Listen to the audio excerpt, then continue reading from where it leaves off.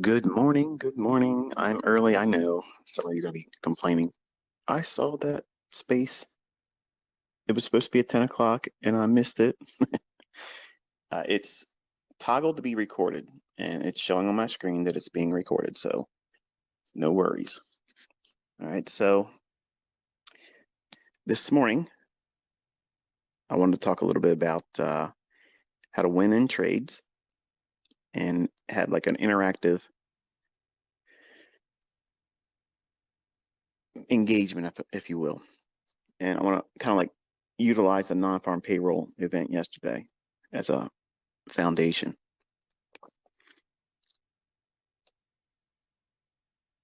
One of the things that you're going to hear me say a lot in the videos, the boring parts that most people don't like to hear, is that you have to understand yourself, know yourself, and, or as it's said many ways, it's know thyself. And unfortunately, that's an endeavor that most of us don't want to do, but that's a very critical part of finding consistency. It's very hard for young men to encounter this, and they resist it. They want to hold the opportunity to blame someone else or something else as the outward interference to them succeeding, not them just simply not doing what's required or expected. And there's no shortcuts, and I don't sugarcoat it at all. And unfortunately, that turns off a lot of people because they want it right now, real quick and short to the point. And they discover, chasing other approaches or shorter methods that promise, profitability. They can't do it.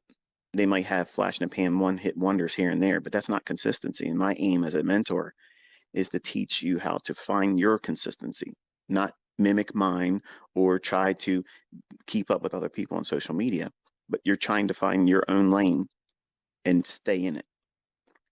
So the way you do that is understanding and determining, very painfully for most people, what your personal weaknesses are.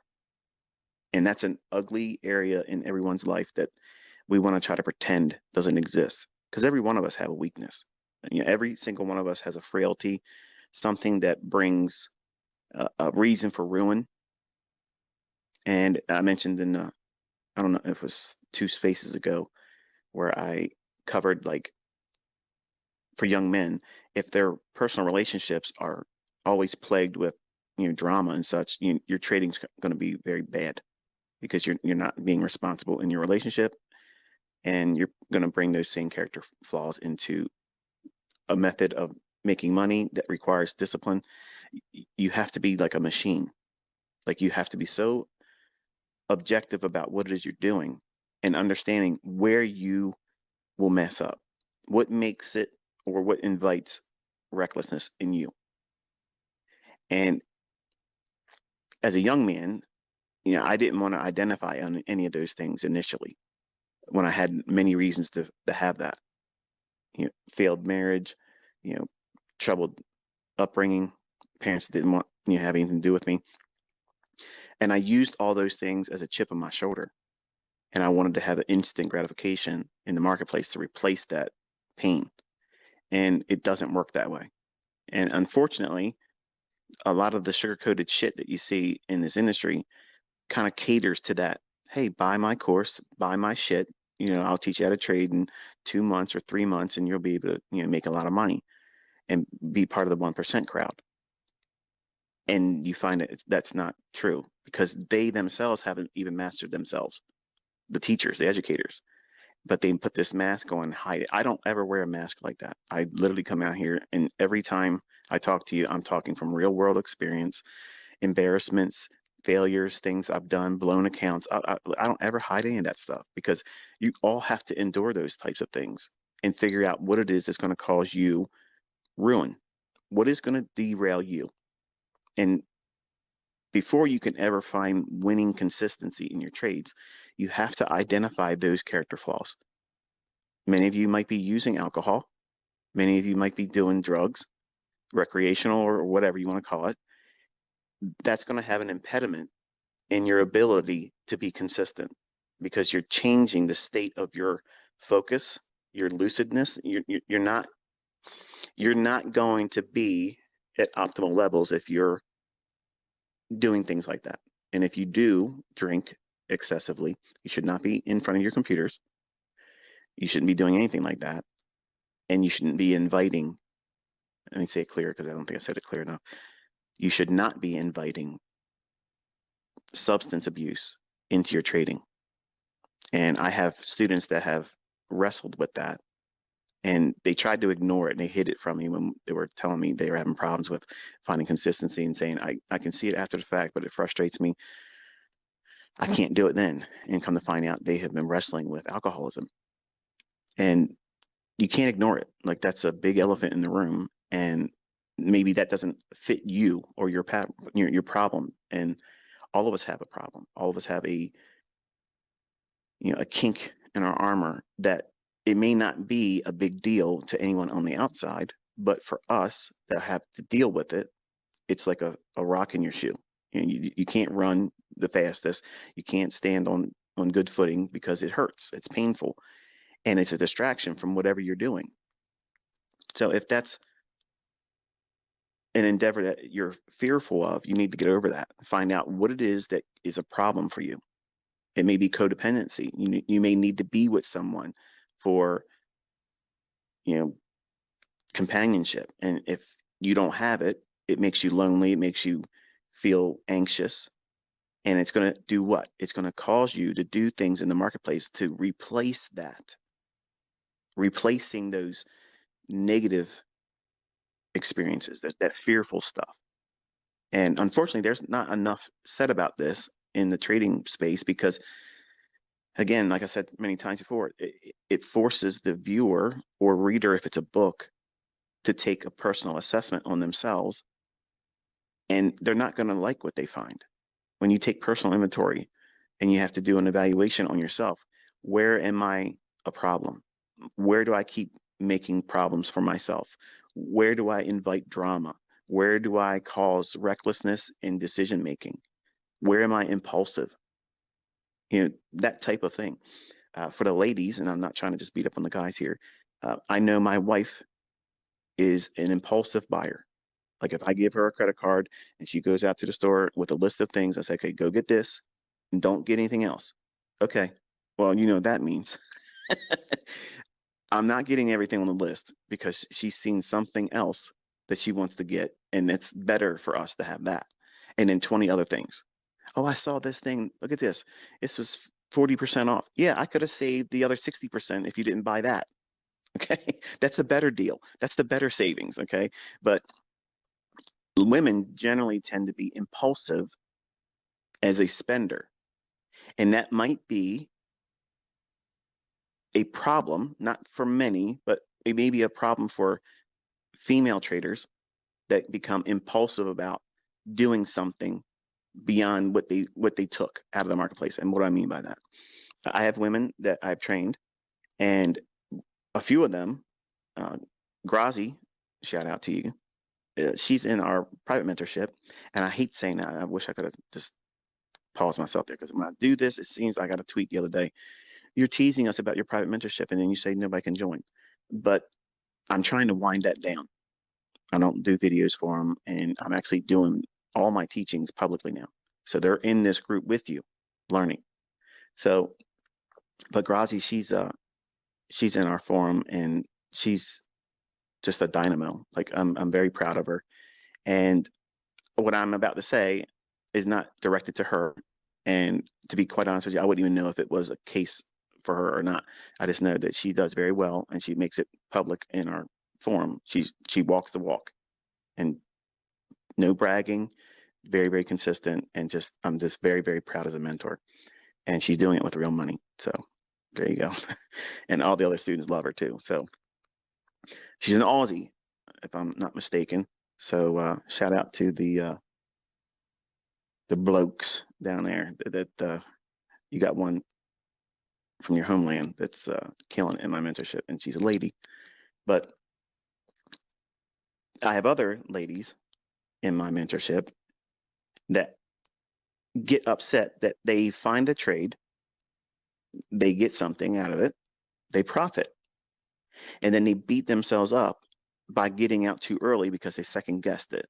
and to become impulsive about going right back in one more time and then being scared of the normal little retracement that may be just simply a return to a small little fair value gap on a lower time frame that they're not even aware of because they're regretting getting out early. And this might be something that some of you men are actually encountering too, and finding yourself being impulsive. Like, I want to get that too. This was enough, and it doesn't make a difference that you bailed out. If you have to grow into understanding how to hold on to positions, and you're not going to do it right from the first trade. No one learns how to hold a trade to full target by being able to do it the first time. Like it doesn't. That's like knowing it already, right? But unfortunately, our brains as human beings would like to convince ourselves that we can do it in a shorter span of time. We can do it faster than someone else, and that's the cup of tea right now. Everyone wants to learn ICT stuff quicker, shorter to the point.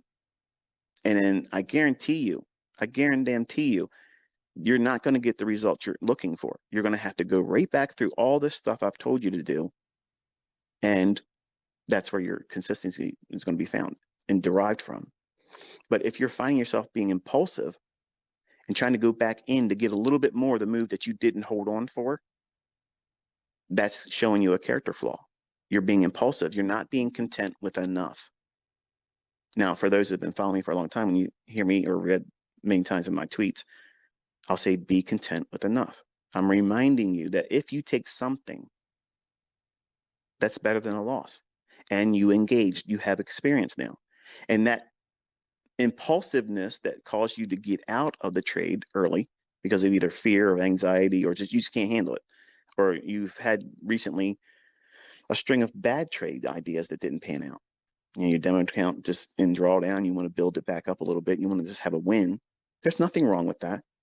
There's nothing. It's actually one of the better things to do is as soon as you feel like you're feeling anxious after a losing streak and you feel that tendency, I got to close it, I feel nervous, close it, and then watch the rest of it and then log it like you took the whole trade, and then remind yourself that my idea panned out and I had to leave the position because I am growing in my trust.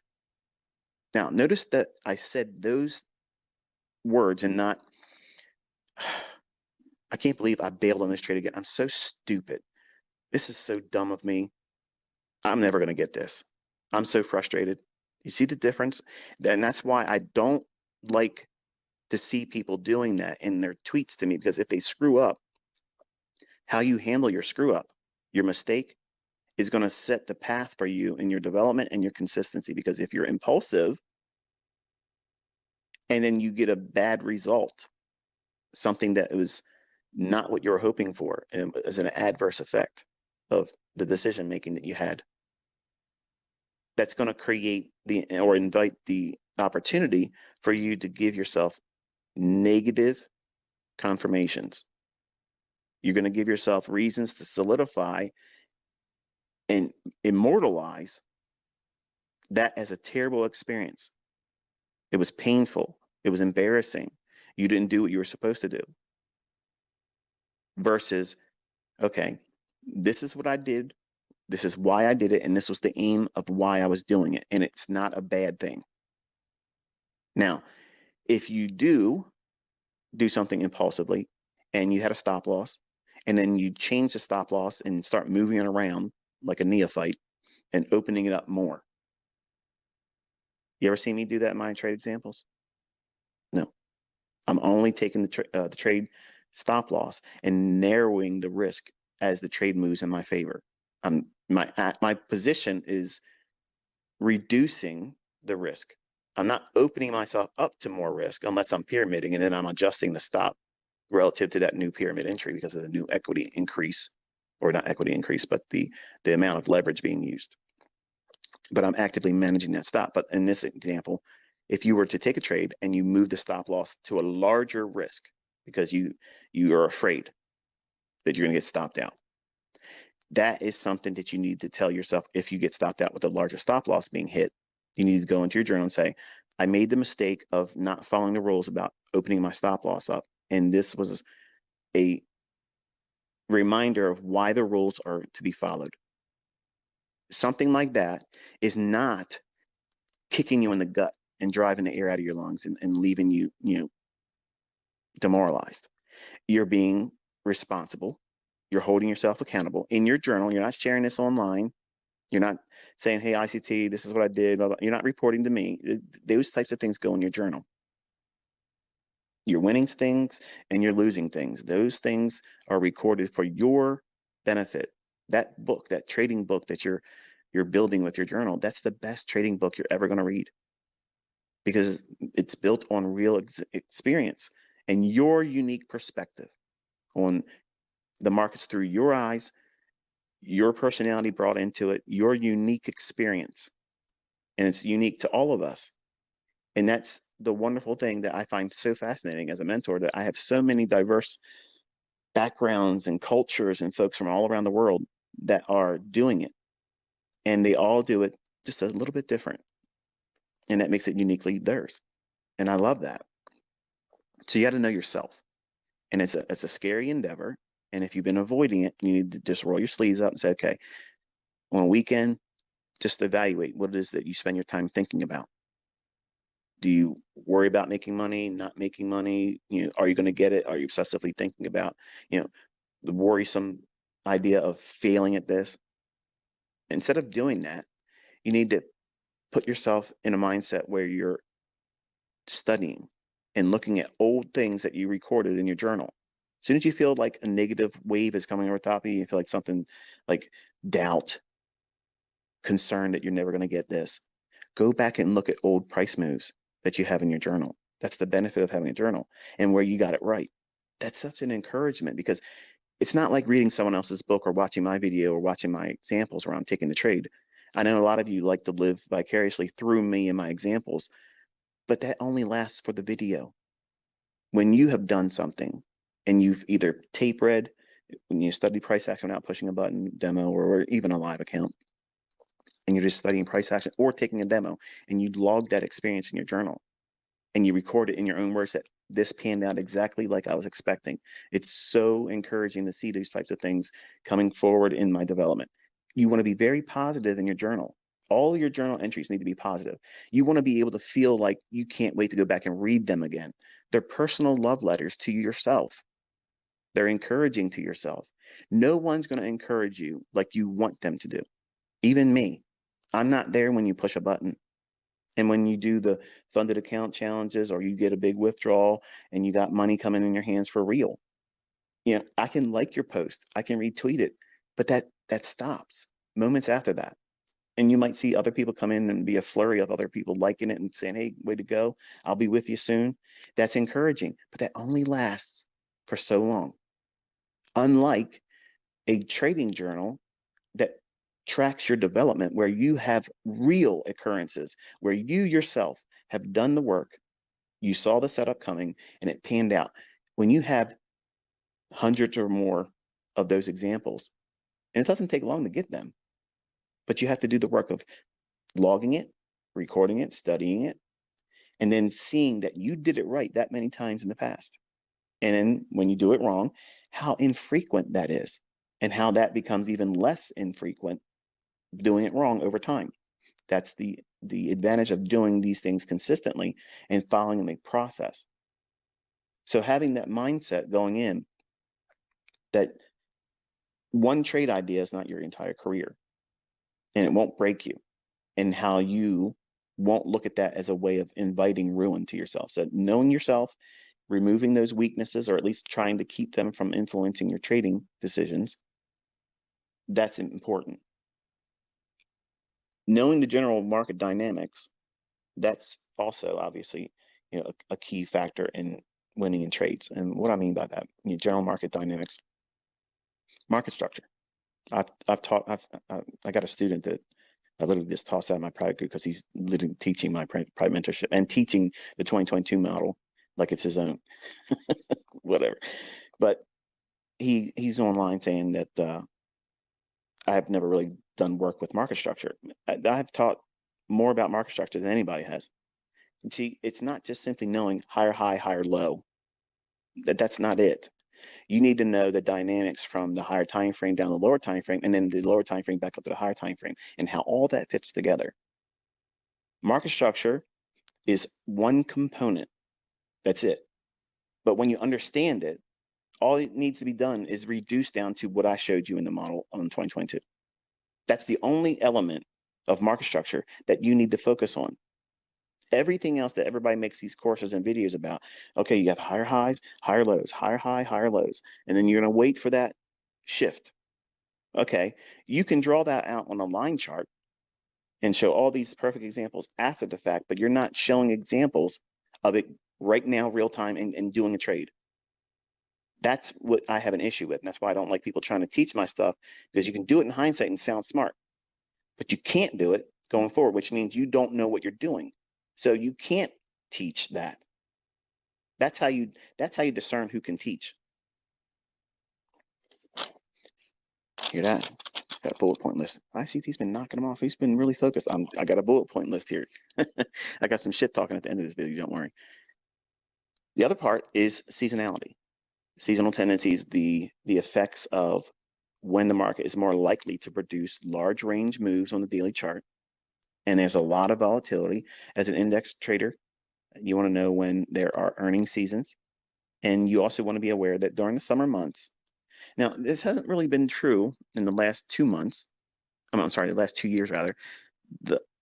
Typically the summer months, and when I say that, it's like July, some of June's good, but July and August, they can tend to be really just cruddy, real cruddy type of market conditions where you don't really want to be pushing it too hard. And it's better really to just take those months off. And that doesn't mean you can't find trades, and obviously you've seen I can do that too. But when I teach, okay, the detractors out there love to try to take one thing that I say and twist it up and try to make an argument out of it. They'll say, ICT says that he doesn't trade on Mondays, and here's my example of trading Mondays. Okay, I go out and trade Mondays. I'm just telling you what I like personally. Now, you can go out there and trade, every single day of the week. I've given you tools and rules to follow doing that. But I like to have a lot of things in my favor before I go out there and just try to engage, because my character flaw and my weakness is I want and aim for perfection. And you see in my entries, I'm in there on those high candles going short, and I'm getting out on those low candles when I'm covering the short, and I'm buying on the low candles and I'm selling at the high candles. You can't deny that. And it's matching everything that I teach. The logic is there. So if the shit didn't work, I couldn't produce that in live market conditions, period. Gotta wet my whistle here. So understanding when there's the likelihood of having big moves, like for instance in spring, there's a tendency for the market to draft lower in equities. Okay, so stock indexes, or indices rather, they have a tendency to draw lower and be bearish going into the summer lows, and then going into a low in the fall time, somewhere between, I've seen it in years of my career where it starts a move in August, the last week of August, but generally it's like between mid-September and the first or second week of November. You're going to find a seasonal low there. And all you got to do is look for what I taught you in the core content.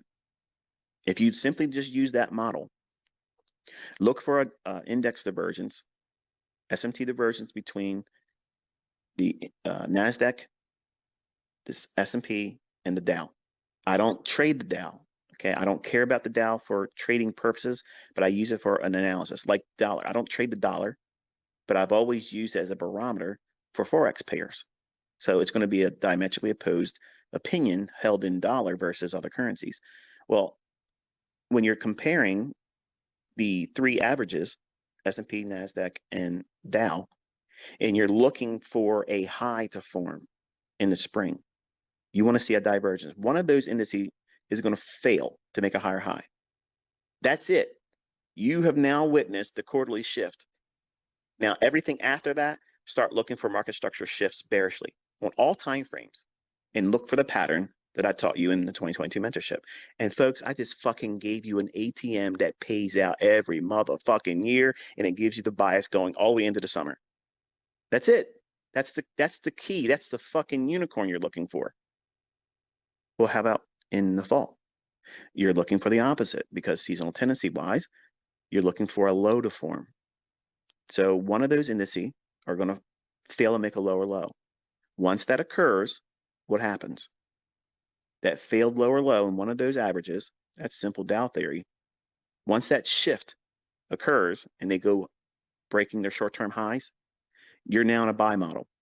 What does that mean? You're just looking for longs, and you keep milking the longs with the largest leverage. And you can take shorts, and you've seen me do that. But the bigger moves, the longer protracted candles on the daily and 4-hour charts are going to be to the upside after that occurs in the lows in the fall. So between, like I said, think like the second week of September to the second week of November. That's your little sweet spot. And what you're looking is you're studying. Kind of, you're like, can you back and tell me what you just said there again? I ain't looking at questions, but I'm sure it's probably what you're thinking. What does it look like? Where am I looking? What time frame? You're looking at a daily chart. You're looking for the highs compared between the NASDAQ, the S&P, and the Dow. Make sure I said that right. Those three averages, Dow, S&P, and NASDAQ. In the springtime, okay, April, May time period. In that time period, you're going to be looking for, as the market's going to be going up, it will be. It'll go up, and on a daily chart, one of those averages, and I don't give a flying fuck which one it is. I don't care which one it is. It's not a point of me knowing which one's going to fail to make a higher high. I'm just looking for that to occur. Once that happens, once that occurs, and then you start looking at the 1-hour and 4-hour chart to look for a shift in market structure, just like I taught in that 2022 mentorship. Once that occurs, you have watched the seasonal high form in the spring, and it's all downhill going into the summer months. Baby, if you don't know what that means, let me tell you something. Go back to your fucking charts. As many years as you fucking want, and just see how that is such a beautiful roller coaster into fucking profitability every motherfucking year. And you got clowns out there doing mentorships and signal services, and they're trying to buy all during that shit. And they're getting wrecked. They're getting destroyed, blowing out, and having to reset their simulator accounts. That's how the markets work, folks. And in the fall, on a daily chart, you're comparing the NASDAQ, the Dow, and the S&P. One of those averages are going to fail to make a lower low. All you're doing is simply waiting for that. You're simply waiting for that to occur. And once it does, go into your 4-hour chart or 1-hour chart and start looking for that shift in market structure bullishly. Once that occurs, you just watch the low form in the fall and just start looking for your best trades going long. You can, if you have not been trading at least for 2 years consistently, don't fade what I just gave you. Trade only in those directions. And you're going to get the biggest fucking moves you've ever had in your trades. And you'll be able to trust that they're going to move a lot more than just 5-trade Larry in fucking Texas that wants to get 5 ticks and thinks it's a big deal because he's got 24 contracts on it. No. Mm-mm. You want big fucking runs, big price runs. And I have students that are going in the Robbins Cup. I just gave you a beautiful blueprint to work within. Think about that. These are market dynamics that, I'll have people come in. Oh, everybody knows that. Okay, show me your fucking trades. Show me your executions going into next year. Do it, because I'm going to be doing it. Oh, yeah, I'm going to be fucking doing it. Live accounts. Oh, yes, I'm going to be breaking fucking hearts. Motherfuckers are going to have their heads fucking smashed. Yep, your results are shit. I'm going to prove it. So we've talked about market structure, and the only importance really is knowing what I just gave you. That right there, that element of seasonality and how those shifts quarterly occur, one in the springtime for bearishness and in the fall when it's bullish. And what does it look like? The SMT divergence or Dow divergence, okay, where one of the averages diverge. And then you're looking at that shift in the market structure on a 4-hour and 1-hour chart. Once that occurs, once that fucking occurs, that is it. It's on lock. It's done. Then it's going to start grinding higher. You don't think it happened? Look at your chart. Why do you think I've been buying? Well, I've been talking about it's reaching for relative equal highs. It's going up to an imbalance. This is SIBI. It's filling. That's why. That's why it's following that model. Those videos I produced in 2016. Well, no, technically that would have been 2017. Yeah, because it's closer to the August end of 2017 when the first mentorship group ended. and that core content was produced during their class. So yeah, it would have been, if I'm not mistaken, I think it's June. I don't know. I don't recall. I'm having a senior moment here. It's in there, but it's on YouTube now. But where I'm teaching how to find these, like mega trades. Larry Williams coined a phrase called mega trades, where you find these big extrapolated price moves. And I was like, I want to know where they form, because in his teachings and such, he would show this and that, and I was part of this and I was part of that, and it didn't make any sense as to what was the real foundation of when did they occur. So I had to take a step back, and I said, okay, I'm going to go through all these fucking charts and run through with Super Charts, which is a program I used when I was a younger man, and TradeStation. And I ran all these filters through to find where there was a huge impulse for the markets to be sustained one direction for months. And when it was bullish, going up for months. Now, maybe there were, traders out there doing this, but nobody ever told me about it. Nobody said, only do this, because that's kind of boring. And nobody wants to write a book like that. They got to put 50 fucking indicators on there and different fucking harmonic names on shit, because that makes it, scientific. And if it's scientific, for fuck's sake, that means your in-laws are going to be impressed, right? So the only thing you need to know about market structure is those two things I just gave you right there. Sorry, WWA guys, you don't do that. Yeah, I went there. So the next thing you need to know is that narrative and bias.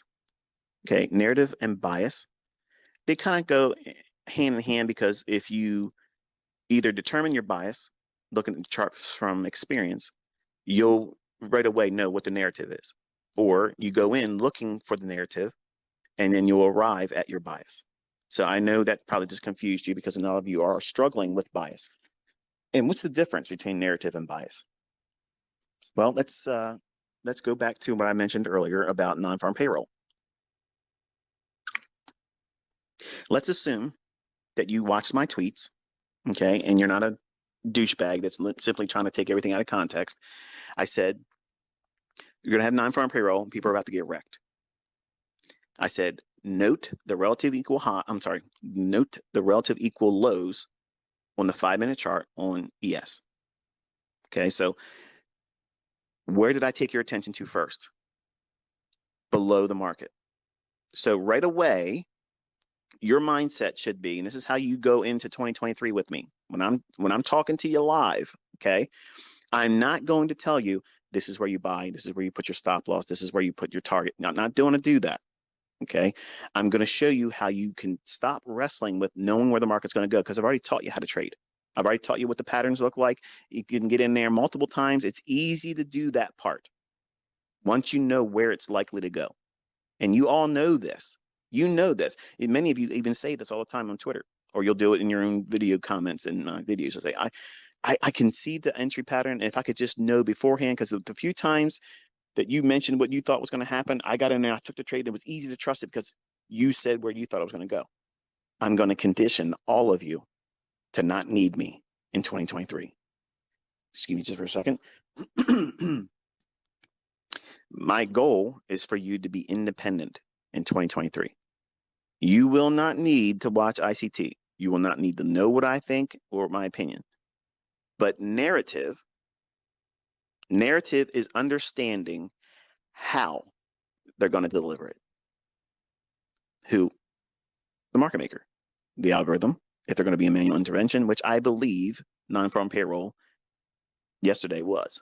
That was an absolute shit show. Like that was a beautiful run lower, but that's what you are trying to avoid. You don't want to be in that if you're trying to go long and you get caught in that on the wrong side. You try to do the bracket the market. Here's a buy stop, here's a sell stop, and then there it is. Sometimes you can get whipsawed and it'll tag you both directions. And that's the part about non-farm payroll that prevents me from wanting to trade it, because I don't have anything in my repertoire to know when they will do that one-sidedness, like almost like a CPI. Like you watch me get wrecked with my opinion on CPI when I publicly thought this is what I would like to see happen, but I can't push a button but this is what I'm subscribing to. And then just right on up, it just shot straight up. Well, yesterday I told you where I felt the market was going to go to. It was going to draw down first, and it's going to reach towards what direction? The sell side. Okay, so that's your bias. The bias is it's going to go down, but you can't take any entry yet because non-farm payroll is highly volatile. So you got to let that market hit, run, and then see what's left in its wake. Where did it leave opportunities to come back and either run for stops or go back and reprice to where there's an inefficiency? And I showed you that in the review yesterday. Okay. I sent a tweet out, said, what do you see on the hourly chart? Okay. I wanted you to take a look at your hourly chart and see what you saw. And obviously you can see the weekly opening, that gap, and also there was a volume imbalance from the daily chart, extend that through, and it went down to the buy side imbalance, sell side inefficiency discount low. So all of that was mentioned in the little review that I did on Twitter. So go back and watch that. It's a real short little 2-minute video. But I mentioned that in a second tweet, I said, here's the buy side, here's the sell side. Both are likely to be swept. Now, if I co-signed first that sell side's my interest, that's my bias. I'm looking for a move to go lower. And it's going to go, in my mind, the largest move is going to be where? Down. It's going to seek the sell side. Why? Look what it's done all week. It just kept pressing higher, higher, higher, higher, up into an imbalance on the daily chart. Once it's done that, then there was a shift in market structure. You saw me sell short in the middle of the week and get the biggest portion of the move there with the $40,000 example from beginning to end. I didn't have some off-screen shit, okay, over leveraging without a stop loss as my example. I walked the whole fucking thing with no partial. So you saw the big move of the week. You saw me point where I thought that the non-farm payroll would aim for, but I also mentioned that both of those liquidity pools would be swept. So it created that sell side imbalance, sell side imbalance, buy side inefficiency, or SIBI, big one-sidedness move lower. Okay. Then once the market had that report in its hands and it came down to a discount low relative to that imbalance I showed on the hourly chart, then you watch and see if there's a shift in market structure, as I outlined in that short little review on Twitter. Then that imbalance, I grade that. Okay, I get a full measurement of that, and I'm bracketing it off where 20 to 25%, 50%, 75 to 80%, and all the way up to a complete repricing of that full move down. That's grading a price swing. It's not used simply just in imbalances like that. I use it also when I'm doing price runs that are not really running back up into a SIBI or running down into a BISI, buy side imbalance, sell side efficiency. And I know some of this is going to go right over your fucking head, and I know, but this is why you got to keep showing up every day. There's no ads here. I'm not getting paid to do this. I do this because I love it. I absolutely want to see you fucking crush it, and I know you can. You don't know you can yet, but I know if you keep showing up, you're going to learn how to do this shit, and you're going to be a fucking menace. You're going to be making fucking money, and you're going to know everything what you're supposed to be doing and what not to do. And these discussions is what gets you there, not the give me real quick, bullet point videos. Learn ICT in 5 minutes. No. So once I grade those runs, either it's a price swing that I'm trading back up into, or it's just a trend. I'll grade those price swings where I think it's going to go. How do I do that? I have to know where it's likely to reach for. So it takes us back to the draw on liquidity. And that is where narrative comes in play. So if I told you early in the morning that both sides of that condition of sell side and buy side would be swept, okay, you're going to hear my stomach because I'm fasting. But the idea of that first run down, nobody would have expected to see it come all the way back up and take out those relative equal highs. But you got a tweet from me saying that they're going to take both sides of those. But I told you my opinion where it's going to go first, the sell side. So once it ran down to where a logical level of order flow should come in at a deep discount on that hourly buy side imbalance, sell side efficiency being repriced to, and then returning to the weekly open gap where we take that and we extend that through the week, So we had that one-time pass through on the hourly chart where there's a green candle going up through that gap that opened up on the week. And then I said, okay, the way a market is balanced, okay, the way it becomes balanced is where if there's a gap, which is a real liquidity void, there's no trading at all, no printing by any candle, wick, or body. That is a liquidity void. There is no liquidity there. And folks, if you're doing videos and such and you're trying to teach my shit, I'm going to correct you here too. When there's an imbalance, okay, the market's not going back up there because there's liquidity. There is no liquidity there. There's none. So stop saying there's liquidity up here. There's no fucking liquidity. The algorithm is repricing up there to engineer and invite liquidity into the marketplace because buyers will chase that. So you're being schooled today. But I grade the price swing by knowing where it's likely to go. So the first premium array that I'm interested in was going right back up to the closure of that SIBI. If it goes beyond that, what will be the next thing? The relative equal highs I gave you in a tweet where buy side liquidity was residing. So I had to be at Bayview, Johns Hopkins, with my oldest son for a procedure, and I couldn't manage the trade or worry with it. So I just moved the stop loss up thinking, okay, it's either going to run or it's going to stop me out. Either one I'm fine with. And it just happened to come back and stop me out before I left the house to go meet him at Bayview. So when I know what I'm looking for and when you're going to know where the next draw on liquidity is, that's why you have to spend more time knowing that stuff. Because entry patterns are easy. When every time I do a trade and I'm showing you examples of it, that's not cherry picked. That's me simply doing what I do. And you see that I know what I'm doing is right out of the notes and the teachings I give you. Every single one of my pyramid entries are an individual entry opportunity that you could have taken too. You don't need the initial entries that I'm doing. I'm just showing you everything that I see, just to, by contrast, showing you that nobody else out there knows smart money concepts like I do. They can't do it. They cannot do it. And these are just low threshold shit. This is little stuff. 2023, I'm going to fucking blow your fucking socks off.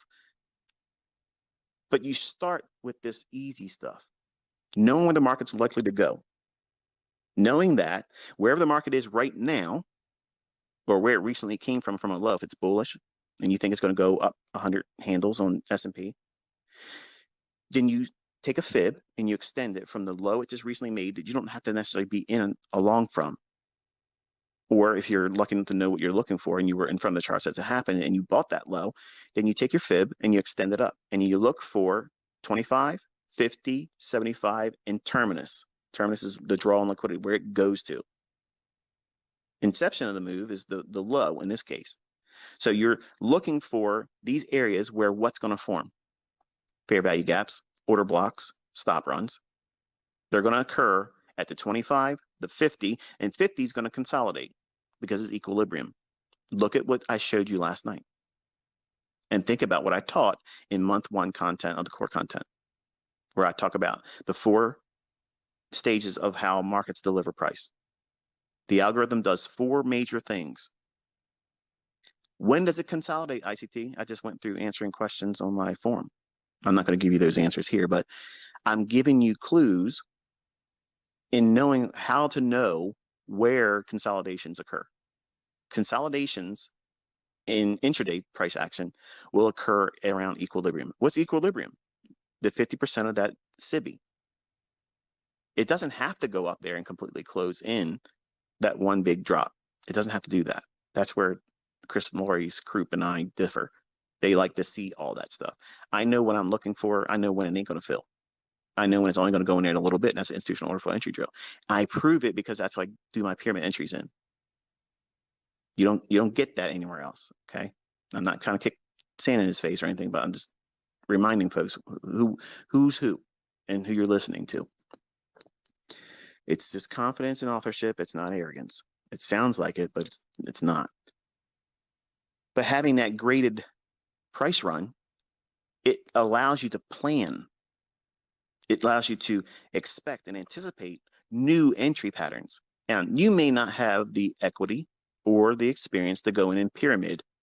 Like if I go and I buy 6 contracts, the next wave of me entering is going to be 3. And the next one would be 1. Or if I go in with 8, I'll go in with 8 with the first entry. And when it moves in my favor a little bit, then I'll go in with 4 contracts, half of the initial one. And then the next wave will be 2. And then if I get another piece on, it'll be 1. So I'm building in those positions. I was doing that on Twitter years ago with a demo account, made it public, and I literally ran up every single trade I took on a 15-second, 1-minute chart, and a 5-minute chart. I was trading both sides of the directions, and I was trading 4.5%, sometimes 5% on the trades. Every single pyramid entry, I was using 5% max every single time I was doing it. And that's how I took the 5,000 and the 100,000 counts over to several $million. I did that very thing over and over and over and over again. And as the equity increases in the demo account, you get more equity used. And that's all that was. And I am absolutely fucking ready to do that same thing in Robbins if Vinny E. Mini proves he's in the fucking Robbins Cup and shows his account number, because I'm going to roast your fucking ass, bitch. So the last thing, obviously, is market making principles. So market making principles are simply like time of day. You know, when is there an intraday influence? When do things that normally occur like market protraction, like Judas swings? Let's go back to understanding the market structure and the shifts quarterly, okay? If you are looking for a way to systematically reduce everything down to a nuts and bolts, this is how I do things, this is how I follow this process, I'm not going to do anything outside of these rule-based ideas, this is what you are trying to do. You want to do this with your trading plan. Between April, May, down into June, you really want to be focusing on going short stock indices. The bigger moves, the cleaner moves are going to be on the sell side. Going long in the fall, going into they call it the Santa Claus rally, the Christmas rally, the market tends to create a little bit of a flurry run up higher going into the close of December. Now, with all the things going on in the world today, that's probably an invitation for it to not pan out this year. And if it does, don't let it be a discouragement, because I want you to go back through as many years as you got data to go back and look at it, and you'll see it's there. It's there, it repeats, it repeats, it repeats. Okay. So doesn't it make sense for you to be focusing on one side of the marketplace where there's the tendency for it to move in greater magnitude, one direction, and lean only in that direction for your bias and narrative ideas for taking trades? Right away, you have filtered 80% of the bullshit that most traders fall victim to. You're not going to push it hard in the summertime because it's the doldrums. Now, there's opportunities to do that, but you're not going to be pushing your highest leverage. You don't want to do that because there's a likelihood of it becoming choppy and messy. So time of day, you want to be focusing on, if you're, say you're in the sell model, in the spring highs that go down to the summer doldrum lows, leading into the fall months low that starts to rally up into the close of the year. During the spring fall time period, I shouldn't say it like that, in the spring declining or sell model, where it's likely to go lower on the daily chart and continuously drop lower, if you look at time of day, you can start studying and see that the London Open between 2 o'clock and 4 o'clock in the morning Eastern Standard Time, you will have a 70% likelihood of seeing the high of the day form. What will it look like? It will look just like that fucking model I gave for free on YouTube. You're going to wait for some buy-side liquidity to be taken. Then there's a shift in market structure. Wait for the fair value gap to form. Sell short in the fair value gap. Hold it. Minimum. Hold it minimum to New York Open. And then see if New York gives you a continuation where you can go in and maybe pyramid. That's a goal for you to do. Not go out there and start doing it right now. It's just something you grow into. That's where you have to have a model right now you work on. But what is your end objective? What are you really trying to do as a trader? I want to sell short the highs in the London session, or buy long the lows in the London session and hold for the daily range. That's day trading. If you're doing anything less than holding for the daily range, you are intraday scalping. That's it. Now you can break that down into session swing trading, where you're swinging the entire New York session or the London session and getting out before 5 o'clock in the morning Eastern time. There's nothing wrong with that if that's your model, if that's what you want to do. And you don't want to do anything else because time of day and schedule, school, business, your family life, you just don't want to be in front of the charts a lot of times. You can make a career just by doing session only. 2 o'clock in the morning to 5 o'clock in the morning. There's your 3 hours. That's it. You're done. Or work the 8:30 to 11 o'clock morning session in equities and be done. Don't trade the afternoon. Or trade 1:30 to 4 as your PM session. If that's what you want to be doing, and that's the time that fits your window of opportunity, then there it is. The question is going to be, what can I do, ICT, if I can't do any of them? I don't know personally. Like I don't know how to answer that because I don't fuck with Asia. It's very far and few between opportunities that form in Asia that I like. I just don't like it. Doesn't mean you can't find an opportunity there. I don't have the confidence as a mentor to say you should do that. Okay. You want to be in the highest order flow volume that's coming into the marketplace, which is London and New York session, and in the afternoon session too in New York. So those 3 time periods are kind of like your the 3 best times of when you want to be trading and why you should be doing it. So if you're using the time of day idea coupled with that sell model in the spring months going down in the summer months in stock indices, the ranges will be gravitating going lower. Not every single candle in the daily chart is going to be a down close. And that's another thing that neophytes do. They come in here and they think every candle is going to be a down close. But I thought it was the bearish bias was going to, you have to have other things, folks. And market profiles. Now, before I get any further with this one, I am not talking about market profile, where they do the little volume histogram, on its side axis, and they look for, point of control and all that stuff. That to me, no offense, Corpse, but that's bullshit stuff to me. Like, I don't think there's any reason for anybody to do that stuff. But if you're making money with it, God bless you.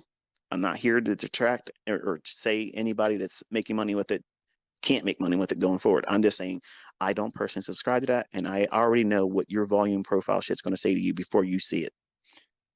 So market profiles, I have weekly profiles that I use, and I use daily profiles. So what is that? I'm looking at the tendency for the market to do certain types of delivery. It'll make the high of the day in London and then go in consolidation the rest of the day in the New York session. Or there'll be a classic sell day where it'll run up, create the high of the day in London, and then sell off all day long and go close somewhere close to the low of the day. Or a classic buy day where it creates the low of the day in London and then rallies all throughout the day and then closes near the high of that particular day. There's seek and destroy, where it's a day that looks like a really good trading opportunity, and all of a sudden it hands you your ass. It starts chopping back and forth. As soon as you even think it's a seek and destroy day, you stop trading, turn the charts off, walk away. I have blown accounts in bonds. I have blown accounts in S&P, and I've blown accounts in Forex, getting caught in seek and destroy days, pushing it, thinking I'm going to be able to come out of what I was doing and making it worse. So one of the best things you can do is, in all of your studying, really put focus on days where you see it going higher high, lower low, higher high, lower low, higher high, lower low, and then all of a sudden, later in the day, it takes off and just blows out one other range, and that's seek and destroy. Like, nobody's allowed to be making money in that day. That's hard. It's demoralizing when you fall victim to it, and I've done it, and unfortunately, there are times where I don't know when it's going to creep in, but here's how you know when it's likely to. It's going to be right before a big like FOMC day. It's going to be before a rate announcement type thing, some kind of high impact news driver where the market participants are going to get cleaned out. And why would that happen? Think about why that would take place. Why would you expect it to happen? Because traders are going to do what? They're going to take a position before the report, or whenever that big volatility news driver is going to hit the marketplace and create these big CPI runs, or like we saw in non-farm payroll yesterday, where it was one-sidedness and it was a big 60 handle move drop, right, just like that in 1 minute. There are people out there that want to participate in that, and they subscribe to their opinion, and they want to get in the day before.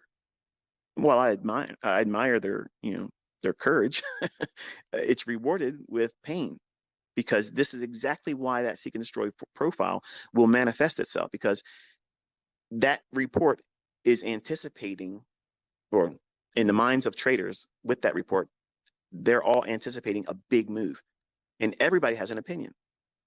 A lot of people are going to have a bullish opinion. A lot of people are going to have a bearish opinion.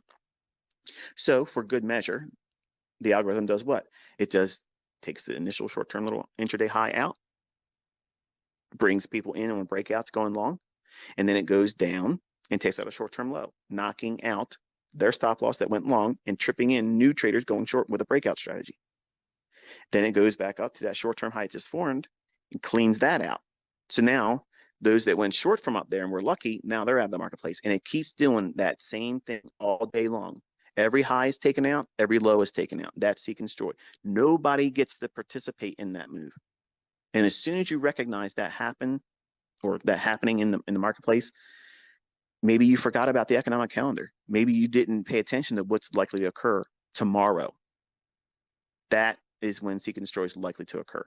Or it can happen intraday before the FOMC. This is why I tell my students, don't trade FOMC, because you're likely to get caught up into a seek and destroy day before the 2 o'clock rate announcement comes out, and then there it goes one direction, and you wait for it, because FOMC is always a two-stage event.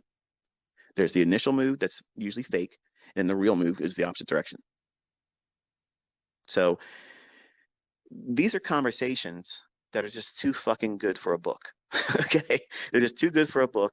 And I know these people that like to take my shit and rebrand it and all. They're going to take this stuff and they're going to include it in a little Amazon real quick books and shit. And they're not going to credit me, but you've heard me here talk about it, and it's in my mentorship stuff too.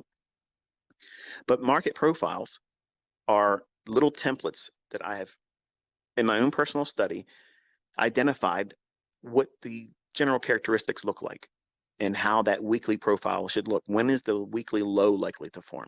When is the weekly high likely to form? What is the overall characteristic of that weekly range going to look like if we were looking at it over, like, say, a 15-minute chart or an hourly chart? What would that perspective look like if we turn it into a line chart? And I spent a lot of time as a younger man trying to come up with ways like that. And what inspired me was Larry Williams had an idea that was trading day of the month. Okay, and what he had was this little, every month he had the S&P broken down and the bond market broken down. And man, I'm telling you what, like, there were times where it was like spot on. It was like a seasonal tendency for those individual two markets that were showing you like critical key turning days. And if it was like the 5th trading day of the month, it would create a high and then it would sell off for this many days. Man, I shit you not. This shit was like, I repped that shit like crazy. And my older folks that were with me when I was on America Online, Gate Trader, who is the guy that won in 2000 the stock division on Robbins Cup, the 24% return, which was respectful back then. Gate Trader was one of my original students when I was on America Online, and there's another guy, Chansum, okay, guy up in Alaska. He actually just I think he made his way into my last mentorship group. Him and his son are going through it together, but they know that I was repping that shit back then, and I was fascinated with it, and I thought that it was like next level shit. So I said, okay, well, I don't know how he did that shit. He said he crunched numbers and ran all the, what the market did for this many years, and he came out with that output. And I did see it fail sometimes. I mean, when it failed, it was like anything else. But when it was on, it was so good. It was very similar to what I just outlined here for the yearly range. Okay, so I gave you the entire map for every single year. Why do you teach that you got to be under your wing for a year, Michael? Michael, tell me why I got to subscribe to your bullshit for a full year to learn how to trade. I just told you in this video or this discussion right now. Because if you don't see it and you're not walked through it with a hand holding, which is what I did in my private mentorship, you can't see it. You won't appreciate how it is consistent. And this is the reason why when I gave my analysis in private mentorship, it's 90% accurate. It's logged and ain't a fucking person can say anything about it because it's all been witnessed. It's all there. It's recorded. It's live. It's there all before it happened. And I used the things I'm talking about right here. So I went from using his idea that he was building these little like seasonal tendencies for each individual month to, okay, I want to know what does the weekly range look like on average. And I knew I wouldn't get one that matches everything because everything's going to look different. But I want to reduce it down to what type of weekly range would it look like and what tends to repeat a lot. And those templates is what I share in my core content. Now, the problem is students that see those things, they want me to be able to say, this is what that template's going to be this week when I need Monday's trading. And then I want to see what Tuesday's doing. So it's a matter of knowing what's occurring right then and there. Like I got to be in it. Like I gotta be in there trading it. Now there are other times where if you're in those seasonal times, like in the spring to summer months where it's likely to go lower, I'm many times able to say, okay, because of the economic calendar, the way the economic calendar is, and there's a lot of impact news on Wednesday or Thursday. Well, what does that mean? Look at your templates in that core content. Which one has a higher low forming on that Wednesday or Thursday template?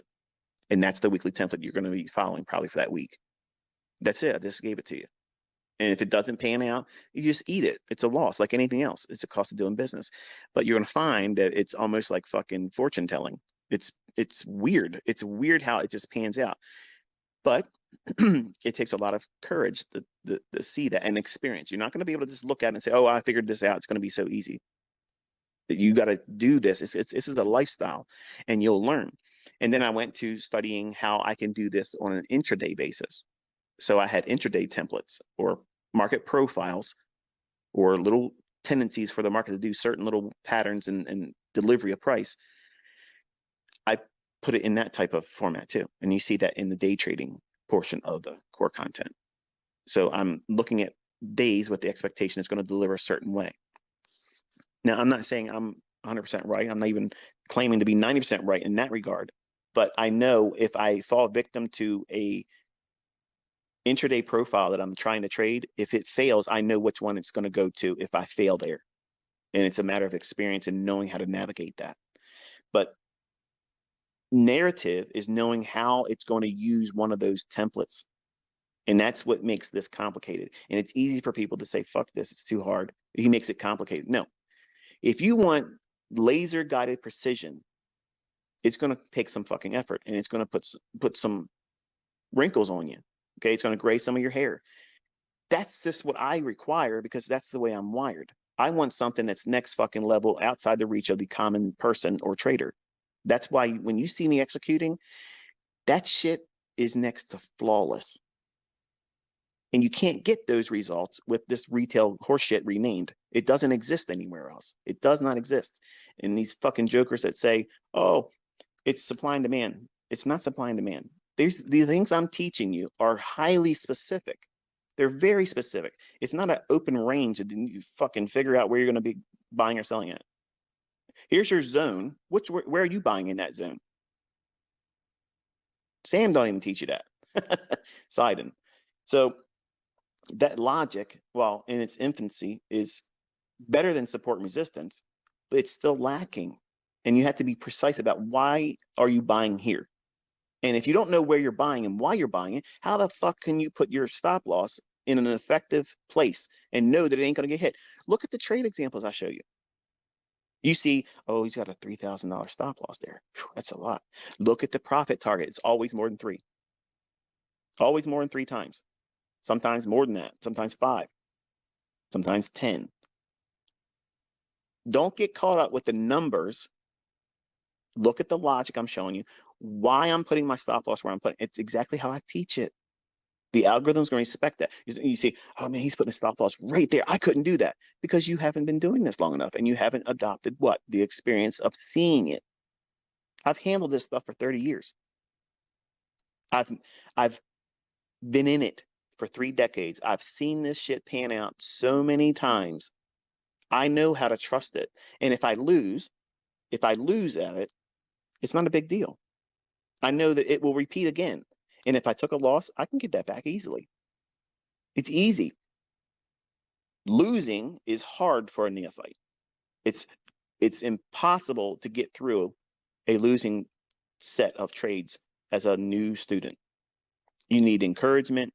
You need to be able to be around other people to say, hey, look, I've been there too. And that's one of the benefits of being in a community like this, because I don't want you all to simply saying, here's where I made money, high five, ICT. That's cool. A lot of people like to see that. I like seeing it. It fluffs my ego. I ain't going to lie to you. It feels good to see my students doing well. But I also really want to see folks share where they're fucking up, what they're doing wrong. Because not only will it be an opportunity for you to get me replying to you saying, you did this incorrectly and you should have been focusing on that. You'll learn from it and other people will learn from that. But you're all afraid to show what I opened this whole presentation up with. You don't want to show your weaknesses. You don't show where you've done it wrong. And that's where the learning occurs. You don't learn anything when you did it right. That's sugar-coated. That's candy-coated bullshit. You're not going to constantly win. You're going to lose. You're going to lose money. You're going to do it wrong. And how are you going to take that? Are you going to lose your shit and lose your mind about it? Oh, man, I got to go back in right away and do it. Why? I'll talk about that in a moment. You need to know your model and your market and stop trying to chase whatever the fuck I'm doing.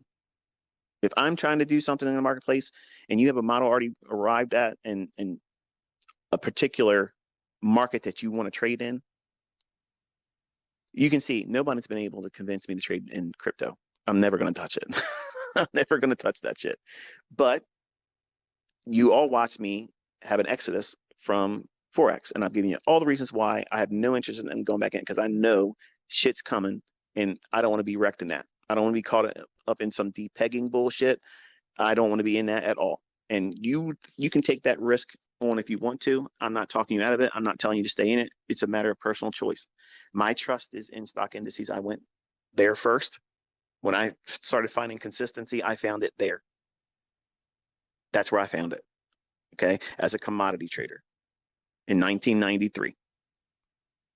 Any consistency started its formation in that year in stock indices and bonds. That was it. And I was trying to find mega trades in corn and wheat and live cattle and pork bellies and crude oil and gold, all those copper, cotton, coffee, sugar. And I never touched orange juice again. once it spanked my ass, it took 50% of the option premium in one night. Was it? I was like, fuck orange juice. You know, I there for a while. I didn't want to drink it. I was so mad about it, but I don't drink it today because it's too acidic. But and they put shit in it now. I don't want to be drinking, but it's another discussion for another day. But you need to know your model and your market, and you want to be back testing. Okay, at least the minimum of 3 months with tape reading interwoven in that. You know, optimally you want to do it at least for 6 months. So you can split it up with the first 3 months of back testing, no tape reading, all hindsight, going back and looking at old data, logging it and seeing where the patterns form, what it looked like, how much risk would have been incurred, how many times it would have failed, how many times it would have panned out, where your potential entries would be pyramided if you want to do pyramid. Some of you might not want a pyramid. That's fine. There's nothing wrong with it. Don't let me, because I do it, inspire you to feel like you have to do that. You might be just one entry and go to first partial or second partial, or go to full target. But don't go to full target when you're first learning. You're going to frustrate yourself because you're going to be doing it wrong. You'll be entering too soon, entering too late, or entering incorrectly, and you're going to try to hold on to something for a full target. This is why I'm just going to fucking say it. Tom Dante, he's always talked about me in his little private little circles. Never had the balls to say anything publicly. And he would always say, it doesn't make any sense to take partials because you incur the initial risk And then as you take something off, you're not getting paid for the initial risk. I don't give a fuck about that initial risk. Once it starts paying me, I want to get fucking paid. I'm taking something out of the trade. And that logic to me is absolutely asinine. You are in this to make money. You're not in here to say, here, I got a trophy. It went to my target. It's going to my target many times, but I don't need it to go to my fucking target. I'm rolling that account up. I'm parlaying that account up.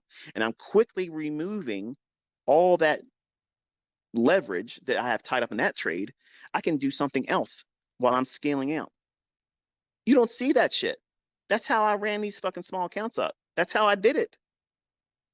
But you want to listen to these fucking clowns that don't trade, they don't do shit on there. They make these little squirrely fucking lines and poor ass jokes. These people don't make fucking money. They don't make money, they don't fucking have consistency. But they hate fucking people like me. And I fucking love it. I love it. So back test for 3 months minimum, and or 6 months of back testing with tape reading. That means when you're tape reading, you're literally sitting in front of the charts, watching live data print on the charts, but you're not taking the entries. You're not even pushing a demo account.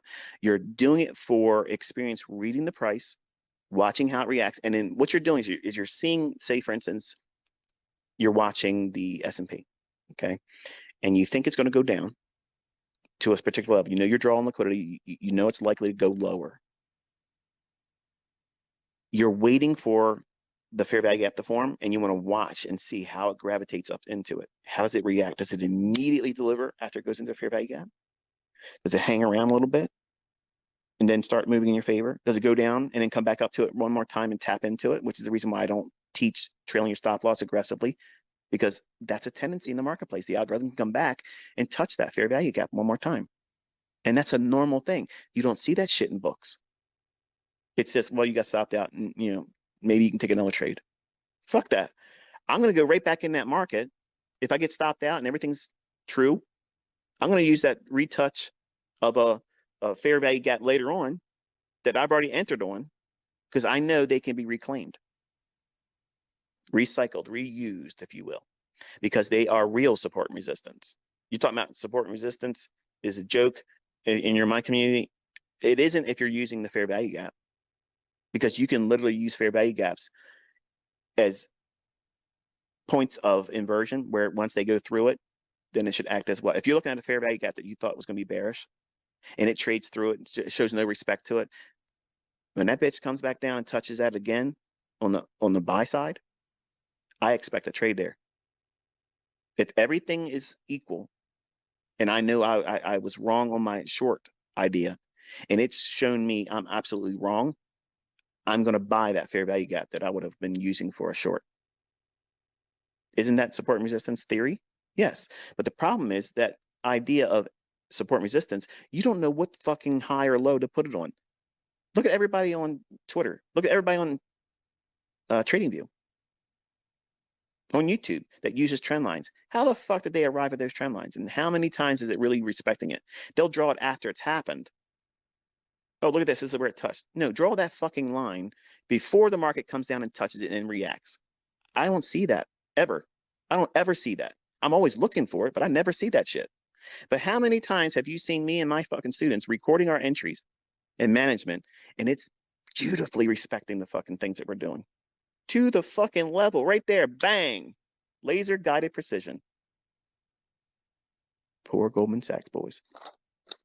So you got initially right away going into anything with me, you got a minimum of 6 months of never pushing a button, because you need to know how you're going to react to seeing price. Are you going to be palms sweaty and anxious about it? And you're not even in a demo, because you want to be right. And you're going to see how removing the idea of being right or wrong, take the game aspect out of it, because that's bullshit, because this is not a fucking game. It's not a fucking video game. This will wreck your fucking ass. It'll ruin your shit if you don't know what you're doing. So you got to respect this risk. And I'll talk a little bit about that in a moment, but you want to be listening to your internal dialogue of what you think you see in the charts. And then you want to write that down and screenshot it as you're doing it. And you're tape reading, you're not just simply watching price. When you think you see something, you screen capture that. And you quickly put an annotation in there, what you think. You don't have time to be fully automating the narrative in a text format. You're literally just trying to encapsulate that moment, what you thought you saw, and then there it is. So the way you could do this is pre-type on TradingView or whatever platform you're using, fair value gap bearish, fair value gap bullish, draw on liquidity, and stop loss, first partial, have those already on your chart. And then when it's doing what you think it is, drag that little text over there. You see me typing it out because I'm proving that I'm doing this live. Okay, everybody bitches about, oh, it's a cherry pick. Bullshit. Dude, I'm doing it right next to these other guys that are doing live streaming. I'm not going to live stream. I'm not going to do that. I cannot do that and think clearly about what I'm doing. But there's no denying that what I'm doing is I can only be typing and annotating and managing a stop on one chart. In TradingView, if you're working with whether it be demo or your live account, you can only do one account. They're not letting you run two. It's the same fucking account. So all that shit goes out the fucking the window when you really take a step back and say, okay, no, this shit's really happening. It's really happening. Yes. And you won't even worry about that nonsense if you start doing the things I'm talking about. Go look at old data, study it, get your back data stuff, how many times it's formed, when it failed, and what does that look like? I'm absolutely going to do that for you in 2023. When we come back together again in February, I know it doesn't seem like I even went away yet, has it? Anyway, in February, I'm going to start off with doing the very things I'm talking about right here. I'm going to show you how to literally go into back testing. How I'm going to literally sit down and back test. I don't know how long I'm going to do it, but I'm going to show you exactly what it is that you're doing, why you're doing it, what you're supposed to be doing. And then we're going to be doing live tape reading the rest of the fucking year. That means I'm going to pull out points in the marketplace where I want you to study. I'm going to show you where I think the draw on liquidity is, and I want you to listen because I'm going to prompt you.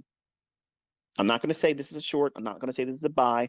I'm going to say, what do you see right now? You're going to know based on that model in 2022 that's on YouTube right now. It ain't going to change. It's not going to manifest into another form of it. Okay, it's not going to mutate and have 15 other things added to it. I'm just simply going to say, what do you see right now? I'm not going to be on Twitter looking for responses. I'm not going to be looking at the chat room ever because I know there's going to be horse shit in there. I don't give a fuck because they're going to see consistency next year. They're going to see it and they're going to choke on it. But you're going to learn from it. You're going to benefit from it. You're going to see exactly what this algorithm does, when it's supposed to do it, why it's supposed to do it, and then how consistent you can be in knowing where it's going to go. Because that's that crutch that many of you need. And that's what my private mentorship had. They had that crutch of my experience of saying, this is where it's going to go on the daily chart, and it's going to reach for these levels on the intraday. So they had that going in. All they had to do is use what they learned in mentorship. They learned that model. I didn't spell it out just like that, but I've actually used that model many times in my examples. So it's not like I created just for that. The whole process of outlining it was for my daughter to say, okay, here's what you can do. This is what I think you can do. And she's not interested in trading. So you got 6 months of back testing and tape reading. After 6 months, okay, then you go into a minimum of 3 months of demo trading. Now, I personally say 6 months of consistency. If you think for a fucking second that you are ready to go with a live account before at least what I've said here and expect consistency, you're going to be frustrated. You're going to blow your account. You don't even know yourself. You're going to ruin yourself. And you're going to be a statistic. You're going to be an ICT statistic where, you know, the people that rush through it and try to do it quicker, they fail and they think the shit don't work because of that. Anybody else's stuff, when they rush to go through it, there it is. It's failure. Well, it's you. It's you. You're trying to do it too fast. And you haven't seen a full year. You haven't appreciated the level of consistency and the ideas as the market dynamics I've outlined here. They happen all the time, folks. How do you think I'm finding all these examples all the time? I mean, think about it. Okay, if it's so easy to cherry pick it, I want to see somebody else do it. Cherry pick it. Do it. You can do both sides of the marketplace. Record one trade going one way and one trade going the other way, but it better be fucking precise entries like mine. and it better hit targets, and you better be moving a stop loss that entered the time when you put it in there. Don't be putting no 24 contracts or 40 contracts on a simulator account where it ain't even being recorded and say you made $45,000. That shit don't fucking float. Okay. So 3 months minimum demo, minimum. And I'm suggesting you should do 6. Because if you are 6 months consistently following the rules and the model in the only markets you're going to be trading, but ICT, which one am I going to trade? Do I trade the ES? Do I trade the NASDAQ? Do I trade the US 100? Do I trade the US 500, the US 30, or the Dow? Which one do I trade? Whatever one you settle on. Don't let me influence that. You already know which market you want to trade. You're just looking for me to co-sign it or somebody else that might be making money consistently. That's what it is. Everybody wants to see, what are you trading? Synthetic indices. I don't know anything about that shit. I don't know if my stuff works. I don't even know what that is. But I have a lot of African folks that will ask me that, and I don't know what that is. Or do you trade the volatility index? I don't fucking trade that. No way. You see what I trade. I'm trading ES or NASDAQ. That's it. That's it. It's a simple, small little universe. If I had to trade just one, ES. And I would never, ever, ever need to do anything else ever again. I wouldn't have to look at any other charts ever. Just ES. All I got to do is look at it in the springtime and see when there's a divergence to set me up the sell model. And I look for it in the fall to be a buy model. And that's it. I don't need to look at anything else. Because everything else is going to be in that chart for ES or whatever market you're trying to follow. But if you want to have ridiculous insight and you want to have the prowess that you see me demonstrated and you see my students demonstrating in their examples, they're out there recording themselves doing it. They're on their own little YouTube channels in their own little lane doing their own thing. And I'm not telling them to get in those trades. And man, that fucking feels amazing. It feels amazing seeing them able to do that. Like I love showing my sons. I show my wife, look at this guy. Look what he just did there. Look, and then when I share my examples, I'm recording. You don't know what I'm doing. You don't know what I'm doing. You don't know what trades I'm taking. And then I put it up there, and then everybody comes behind me. Look at this. I took the same trade, and they've recorded their same shit. There's no fucking way you can go back in time. Record all that compressed data, all that delivery and price, annotations, all the bullshit. There's no way that can be faked. That means there was a transfer of knowledge from me to them. That's proof of concept. That is proof the shit works. And it means if they can do it, you can fucking do it. And don't let no fucking clown anywhere tell you you can't, because I'm telling you, you can. You absolutely can. I've made this obtainable for all of you. Yes, it takes work. Everything does. Every fucking thing takes work and effort. It's going to be a hard press for some of you. It's going to be easier for others. And you have to find out what it's going to be for you. But you just simply got to dig your heels in. Dig your heels in and say, fuck it. I'm going to put up with whatever I got to put up with.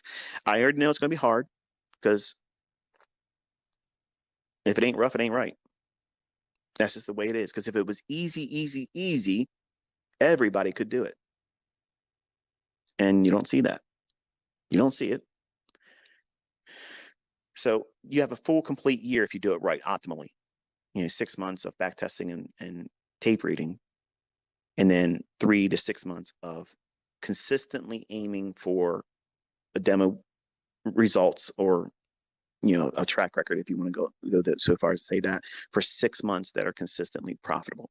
Then and only then are you prepared mentally, emotionally, to even consider, and I'm not saying that you should do it, but then is when you should consider putting real money in. And that's a decision you're going to make. There's no ICT lesson that says, okay, this is the deciding factor. This is when ICT says I should do it. No, you are going to make that decision. Some of you may never do it. You may be too scared, and that's fine. That means you can't do it. But if you're good in demo, you can run signal services and you make money doing that. I got students that are doing it. They're not even in a live account. They can't take the personal risk on themselves. That's their weakness. So what they've done is, okay, I'm good in a demo, but I can't do well when it's money because I take the losing trades and it affects me mentally. Okay, well, why don't you just run a signal service? Because if you're confident in your demo and you know it's not going to hurt you, there's no kryptonite there. And if you're consistent, there it is. And they're running that. There it is. I mean, is there anything wrong with that in my opinion? Fuck no. No, because if the people that are subscribing to someone like that, they already know if it's going to work, they're going to keep subscribing. If it doesn't work, they're not going to subscribe and continue. So everybody's getting what they're looking for. There's a lot of people out there that can't trade. They can't trade. They can't do the pushing of the button. They can't absorb the uncertainty that is inherent in this industry. And there's a lot of uncertainty. And it stems internally. Because if you can take yourself out of the equation, all you're doing is looking for a market that's going to go up or go down. And where's it going to go up to, or where's it going to go down to? And where's the market at right now? Has it created an imbalance? Has it taken stops? That's the questions you're asking. But see, what you do, and I did when I was younger, I bring all our horse shit to it. Wife left me. I don't feel well. I'm not able to bench press this much. My friends are doing better than me in their job. Fucking Carl's got the parking spot again this month. Everything's going to be a plague and a distraction. And you're going to bring all that nonsense into your decision making, and you're going to clutter up this whole thing. And I personally think that subconsciously, I think we as humans like to do that because it provides us a perfect excuse why we fail. Oh, of course we're going to fail. I have all these other things to contend with. No, you didn't. You brought that shit into trading. You got to find a way to be able to remove all that outward influence, these outward factors that will plague anybody. Doesn't matter if you have a high aptitude in terms of intelligence, or if you're just a common person like I was when I came into this. I'm not an intellectual giant. I'm not superior in my intellect. I'm a blue collar guy. Like, I'm straight out of freaking Middle River, Maryland. I mean, I'm like, that is the definition of blue collar. They called our neighborhood Cardboard City. Literally, it doesn't exist anymore. They built new, I think it was Ryan Homes or Ryland Homes. I think they put those over there, right across the street from Middle River School. My address as a kid was 30 Henderson, and it was literally right across the street from Middle River. But you got to find a way to keep that stuff from coming in. You can't invite it. We're about halfway there, folks. Hope you packed the fucking lunch. Know and respect the risk. Okay, and now obviously that's the part everybody wants to ignore. Well, I just want to win. Just show me how to win. I don't want to know about a stop loss. I know I should use a stop loss, ICT, but I don't know where to fucking put it, so I'm not going to use it. And then when you blow your account or you go in severe drawdown, what do you feel then? Weigh out that right now. Okay. If you haven't even started pushing a button yet, weigh out the pressure of fearful of knowing where to put stop loss versus not using a stop loss and regretting it, and how bad it can be before you either get out or they margin call you. Which one do you want to suffer through? Obviously, you want to flounder in the beginning of learning where to put a stop loss. And that's the benefit of giving yourself time. Folks, that stuff is a complicated thing. You can't just simply say, here's the rules, because I've already done that. I've already shown you where to put a stop loss. The fair value gap, where's the high of the fair value gap? Okay. If you allow yourself in terms of the risk to have it to the swing high behind the high that forms the fair value gap, I'm going to use the swing high.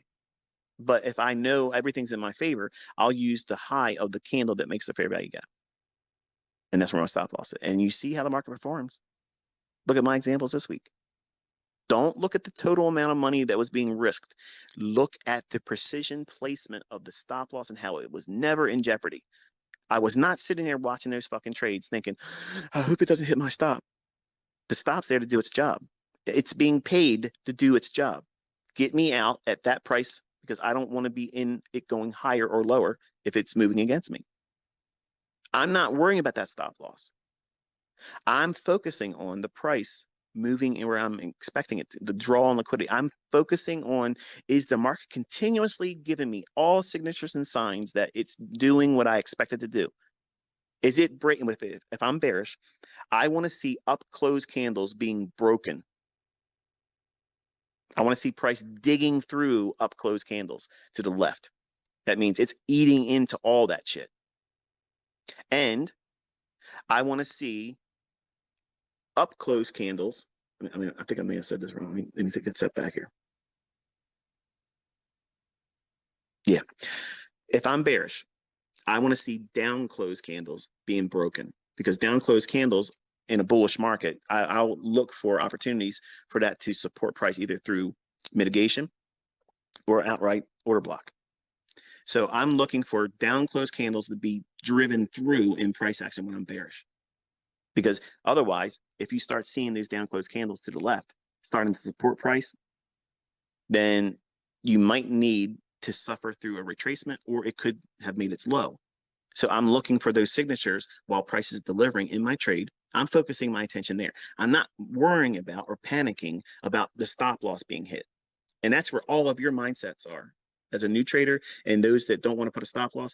You know, if you put that stop loss order in there, and you may have a limit order in to get out above or below based on whatever you're doing, if you're going long or short, you'll put a limit order in to get out. But you're afraid to use that fucking stop loss order because you know you're doing this too soon. But you can't help it. You want to get a win. You want to make money because you think that that's going to be the decision maker or the confirmation that what you're doing is the right thing. When really what you're doing is you're solidifying bad habits. You are ensuring that you're going to be a piss poor trader forever.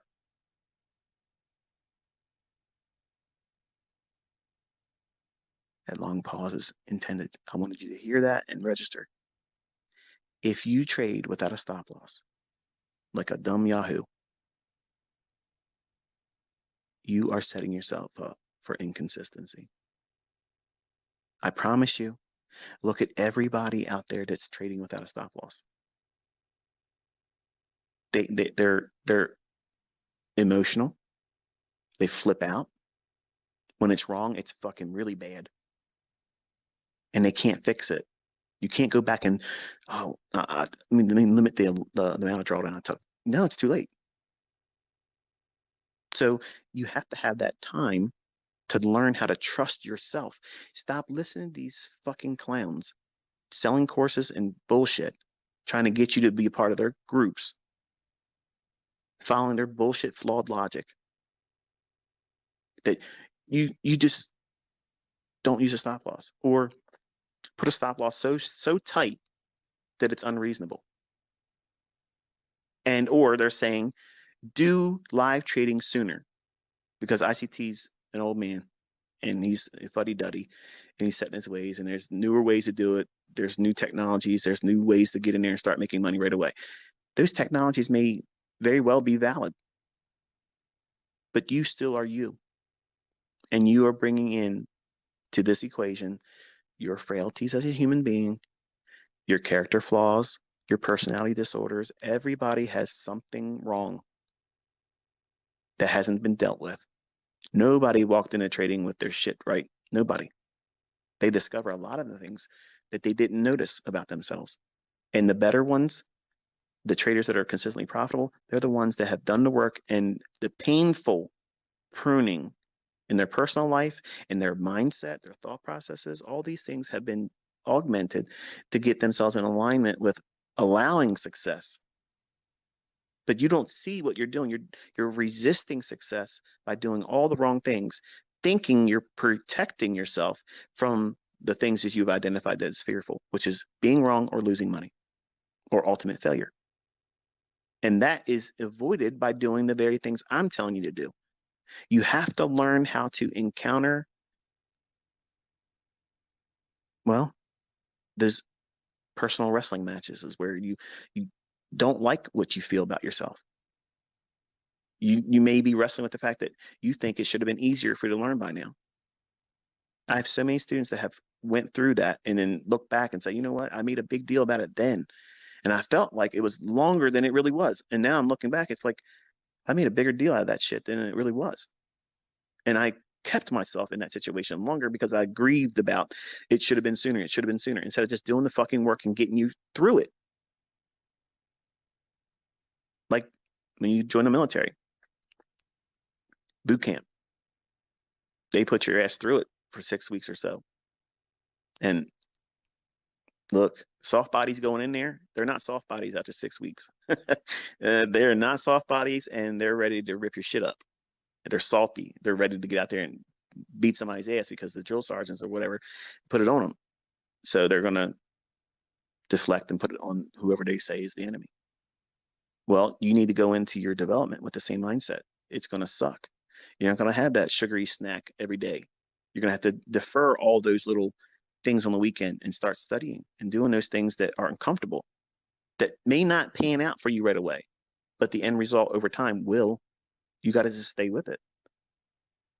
But you have to respect that risk. And if you don't know what your personal risk percentage is, what's the maximum that you can really suffer?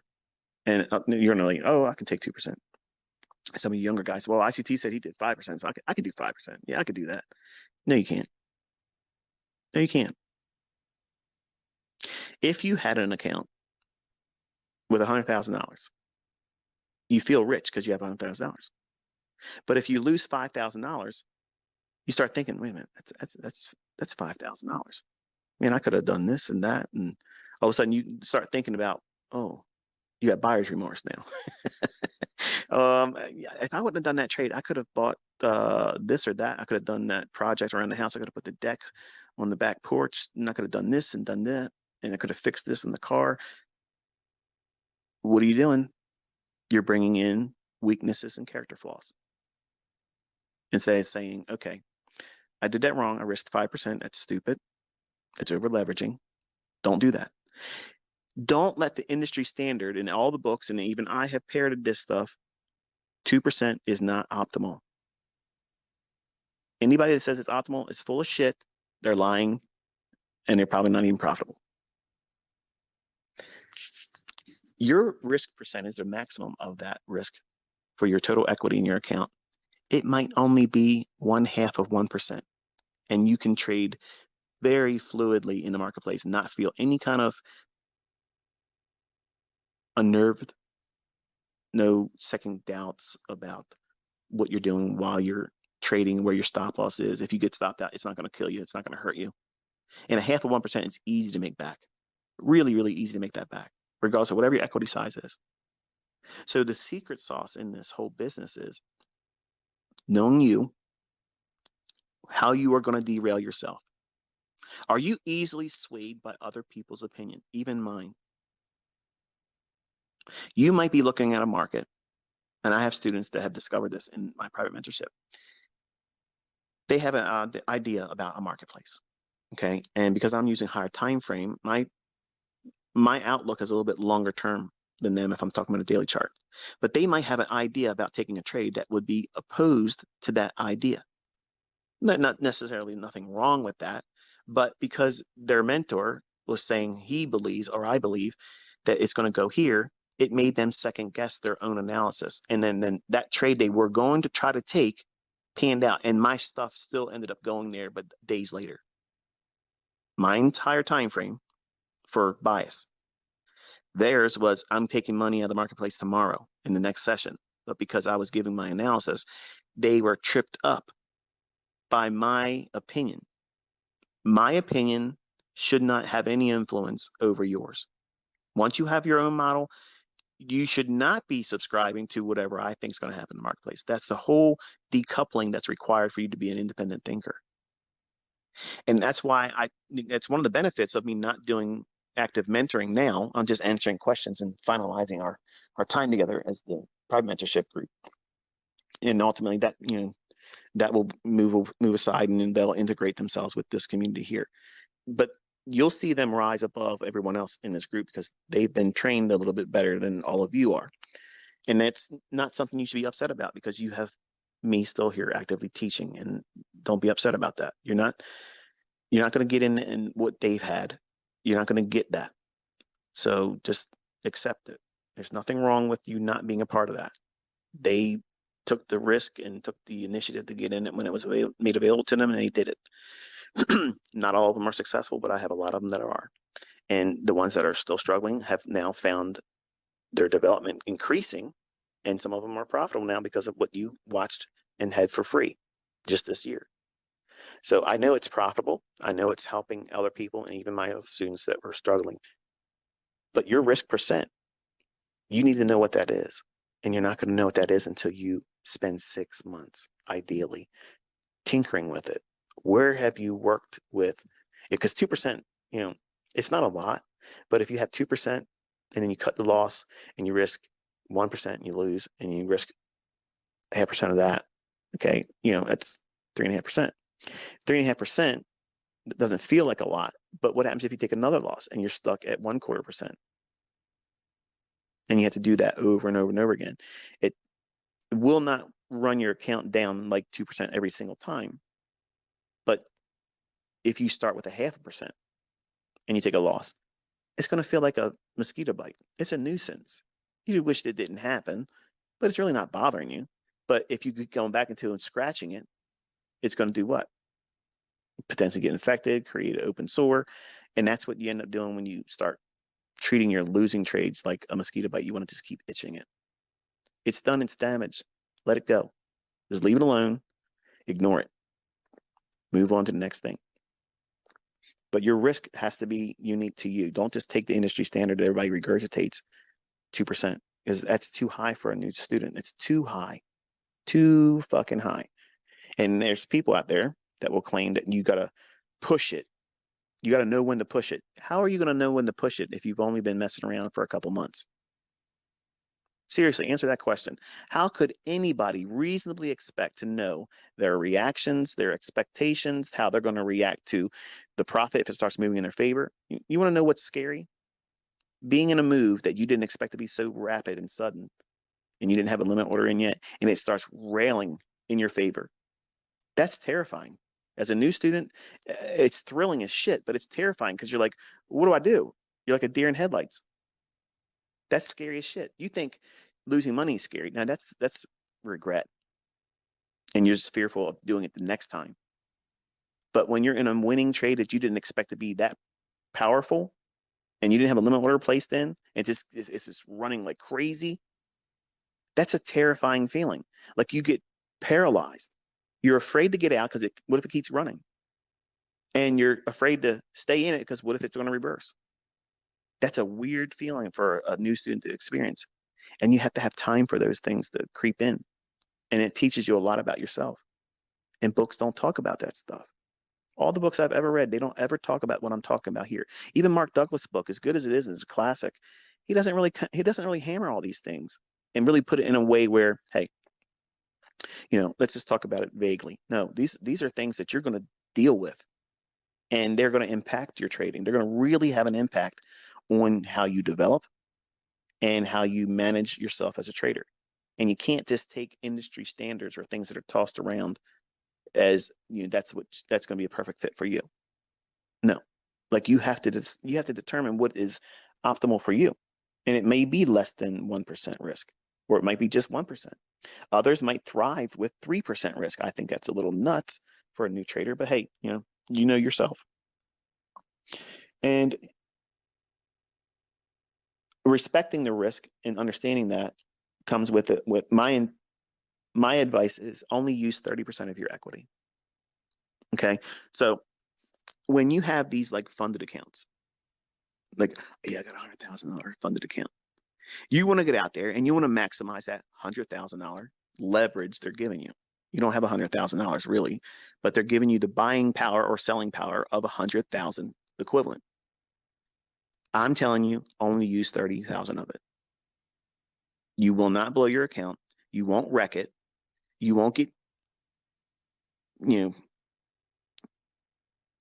drunk with the idea of making big money. You want to make consistent money. And if it works out that you're only making $500 a week, fuck anybody else that has a problem with that. Who gives a shit? That's $500. That's bread going in your pocket. That's grocery money. That's paying your car note or a utility bill. Fuck everybody else's opinion. There's too much of that shit going on to getting you wrapped up and caught up in all this keeping up with Joneses shit. You're here and you're in this industry to do one thing: make money. That's it. It's not a fucking hobby. It's not fantasy football. It's not this team against that team. It's you trying to make money. Hang on, I gotta Put some oil in the engine here. What are you drinking, ICT? Evian spring water, made from the French Alps. It's good shit. But when you respect the risk and you're only trading with 30% of your equity, the idea is, if you're new, and I've seen so many times, like I fell victim to this too. When I first started really wanting to make big money, I was like, I'm undercapitalized. Like I don't have enough. And I took bigger risk than I should have, thinking I'm going to shorten the span of time that required to get to a bigger account. Because if I get a bigger account, I can make big money consistently. And it doesn't work that way. The worst thing that can happen is if you trade with a small account and you risk really big and you win, you're like, oh, I'm going to do that again. And if you get lucky there, what are you going to do the next time? Even bigger. Well, that's when the inevitable happens. You have that losing trade that becomes a losing series of trades because now you're regretful that you did what you did. You knew damn well you shouldn't have done that. So you're going to try to hurt it. Just let me get back to what I had. I made $10,000 in the last 3 trades combined, and I just took drawdown and down, only up $7,100. I shouldn't have done that. Let me try to just get it back to 10,000. How many times you been in that situation? Maybe not 10,000, but you've been there, right? You've had an equity high. You knew damn well you should have stopped. You got through there.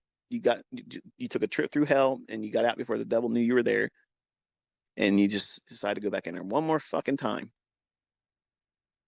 And it burned your ass. And now you can't stomach the idea that you did it. You just want to fix it. What happens if you did that one more time and you fix it? It's going to reassure what you did was the right thing, and it's the wrong thing. You need to say, okay, my impulsive nature, my weaknesses, my frailty as a human being is saying I should go back in and fix that. Your trader and the analyst need to have a conversation internally and say, okay, what's the probabilities of me getting back to that equity high? What's the probabilities of me losing more? What benefit is there for me to risk more when I'm still up like I am?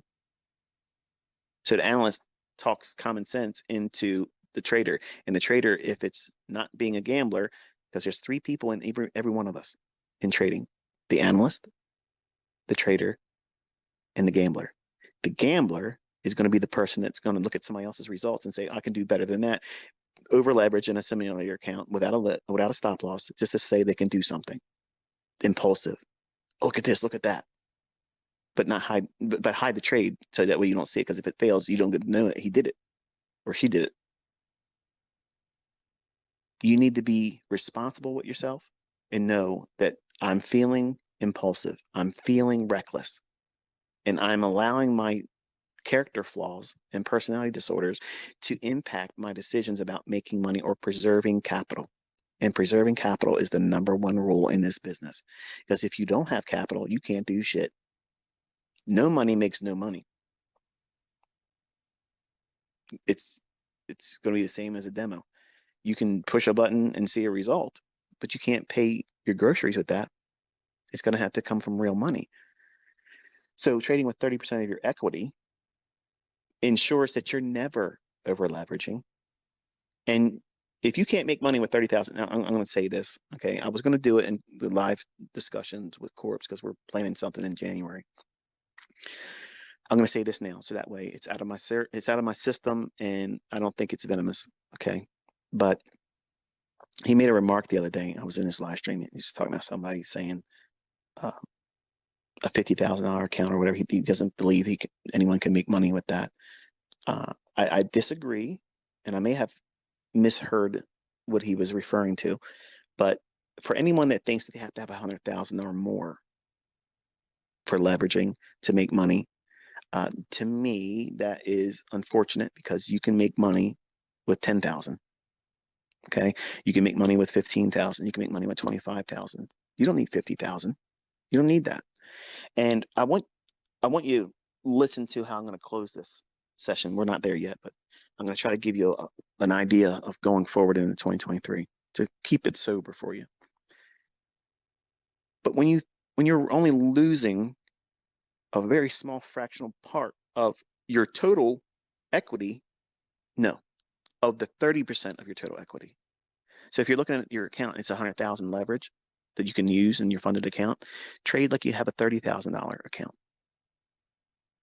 and stop worrying about measuring up. Okay. Don't be, I guarantee you, all of you simply want to be able to go onto social media and you're fucking smiling right now because you know it's you want to be able to say, look what I just took out of my funded account.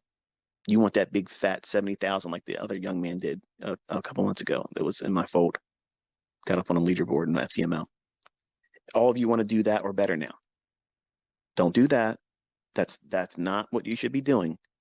You're not out here trying to compete with other people. You're trying to make fucking money. That's it. Everybody blows their account because they're trying to do bigger than they're supposed to be, trying to reach beyond their means, do Olympic feats. Fuck that. There's a lot of you that are really sober-minded about it. And you're like, there's no way I would even do a Robbins Cup. I would never do a trading competition because you know that your personal frailties would creep in and the competition aspect would cloud your mind and your decision making and you'd blow up. You'd try to overperform, take bigger risks than you're supposed to, and you crash and burn. And that's exactly what happens. That's why I love watching it every year. Every single year, I screen capture every single day, every single day. And I study who's coming up, who's coming down. And I think it's an amazing study. You should do it too. You can see how they're hugely over leveraging their positions. And when they make money, they're really coming up a lot. There was a guy, Kevin Stufflebeam, last year. He went up to like 1,300%, like in real stunning, quick fashion, like crazy speed. Like it was good. But I also knew that he was crazily over leveraged. And I said, if this guy was smart, he would just sit still because he's the highest next to Larry Williams. He was the second highest person in the futures division, Kevin Stufflebeam. He ended up winning with like 300 some percent, but he came down 1,000%. So I know he was drunk. Like I'm gonna keep pushing. I'm gonna keep. Dude, you had it. Like it was unlocked, and that's all anyone. So what anybody needs to do is to simply get to that number 2 spot in the ranks and just sit there, and everybody will break themselves trying to get there. And that's what happens every single year. The whole leaderboard rotates in and out, in and out, in and out, because they're all trying to push hard, really hard, overly reaching for things that are not necessary because 90% of the traders in there are going to do that same thing. So if the students are listening to me that are going to go in there next year, let me hold it to the end. Okay, I want to close on a good note. Not that any of this shit ain't good because it's all good stuff. Sugar high. So if you are only trading with 30% of your equity, you're removing the likelihood of blowing your account because you're only trading with 30% of your money, and then you're doing what? You're doing your percentage risk per trade based on 30,000, not 100,000. Oh, this is bullshit. You can't make money with that. Bullshit. Bullshit. You can make money with any money. Stop thinking little money, can't make money. You just got to submit to time more. And there's nothing wrong with that. You want to be patient. Think about what you're feeling, that sense of impatience right now. You're all impatient. And I understand I was impatient too. But you all are expecting unrealistic results in such an unrealistic time span. Like you honestly believe that you're going to make $100,000 in 2 months of live trading with a funded account without any level of stress. The only way you're going to do that is over leveraging and taking nuts levels of leverage and risk. Why? Your whole business model should be, I want to be consistent, know that my trades will work more times than they fail. I will not be affected adversely, mentally or psychologically. When I take a losing trade, it means absolutely nothing. It's a tax. That's it. And when you adopt that mindset, you will not doubt the market condition that you're trading in, because if you're not fearful of losing money, or if you do take a loss, it's going to be so infantile, so insignificant that it won't matter if you do take a loss. That means you're going to trade better.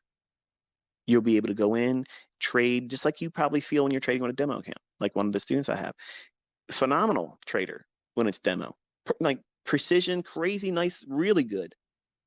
put him in a live account, short circuits, because he's not from a country that has a lot of money, and money being taken from him, it's astronomical pressure. It's risk that he can't absorb it. He can't do it. And that's a byproduct of not doing this for a length of time where you condition yourself to being bored with the results. When you make it so consistent, you're doing it in a position where you're not making real money or taking real losses, but you're bored with the process that you keep doing it over and over again, and it's consistent. Then when you creep into a small little account, the smallest account that you can start with, and you just dabble with it like that, and you build in a level of comfort of growing in equity, and you add a little bit more. After 3 months, put a little bit more money in. You ease into it. Not, I'm going to get funded and try to get $8,000 in funding and just go crazy.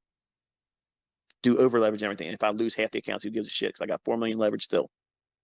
That's not doing it efficiently. That's dumb. You need to be consistent about what you're doing. And if you do these things, you will not be fearing losing. You can't blow your account because you're under leveraged on all your trades. You're under leveraged. See, you're all looking for 500 to 1 brokers. Hey, ICT, what broker do you have that would be a good broker for me? I'm in this country. I don't want to use this one since 500 to 1. 500 to 1, that's fucking stupid. Like, that's fucking dumb. That's nuts. That is literally worse than casino odds. Like, that's guaranteed you're losing your ass. That's the really real shit there, okay? Don't even think that you got to do that. If you can't make money with 10 to 1 odds or leverage, you can't trade. In Robbins, you're forced to use the margins that the industry's forced on all traders.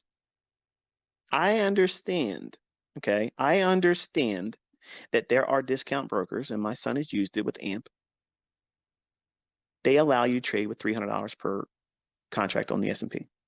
And I think like $500 for the NASDAQ futures. I might have it wrong or whatever, but the leverage that or margin requirements that's there is extremely low.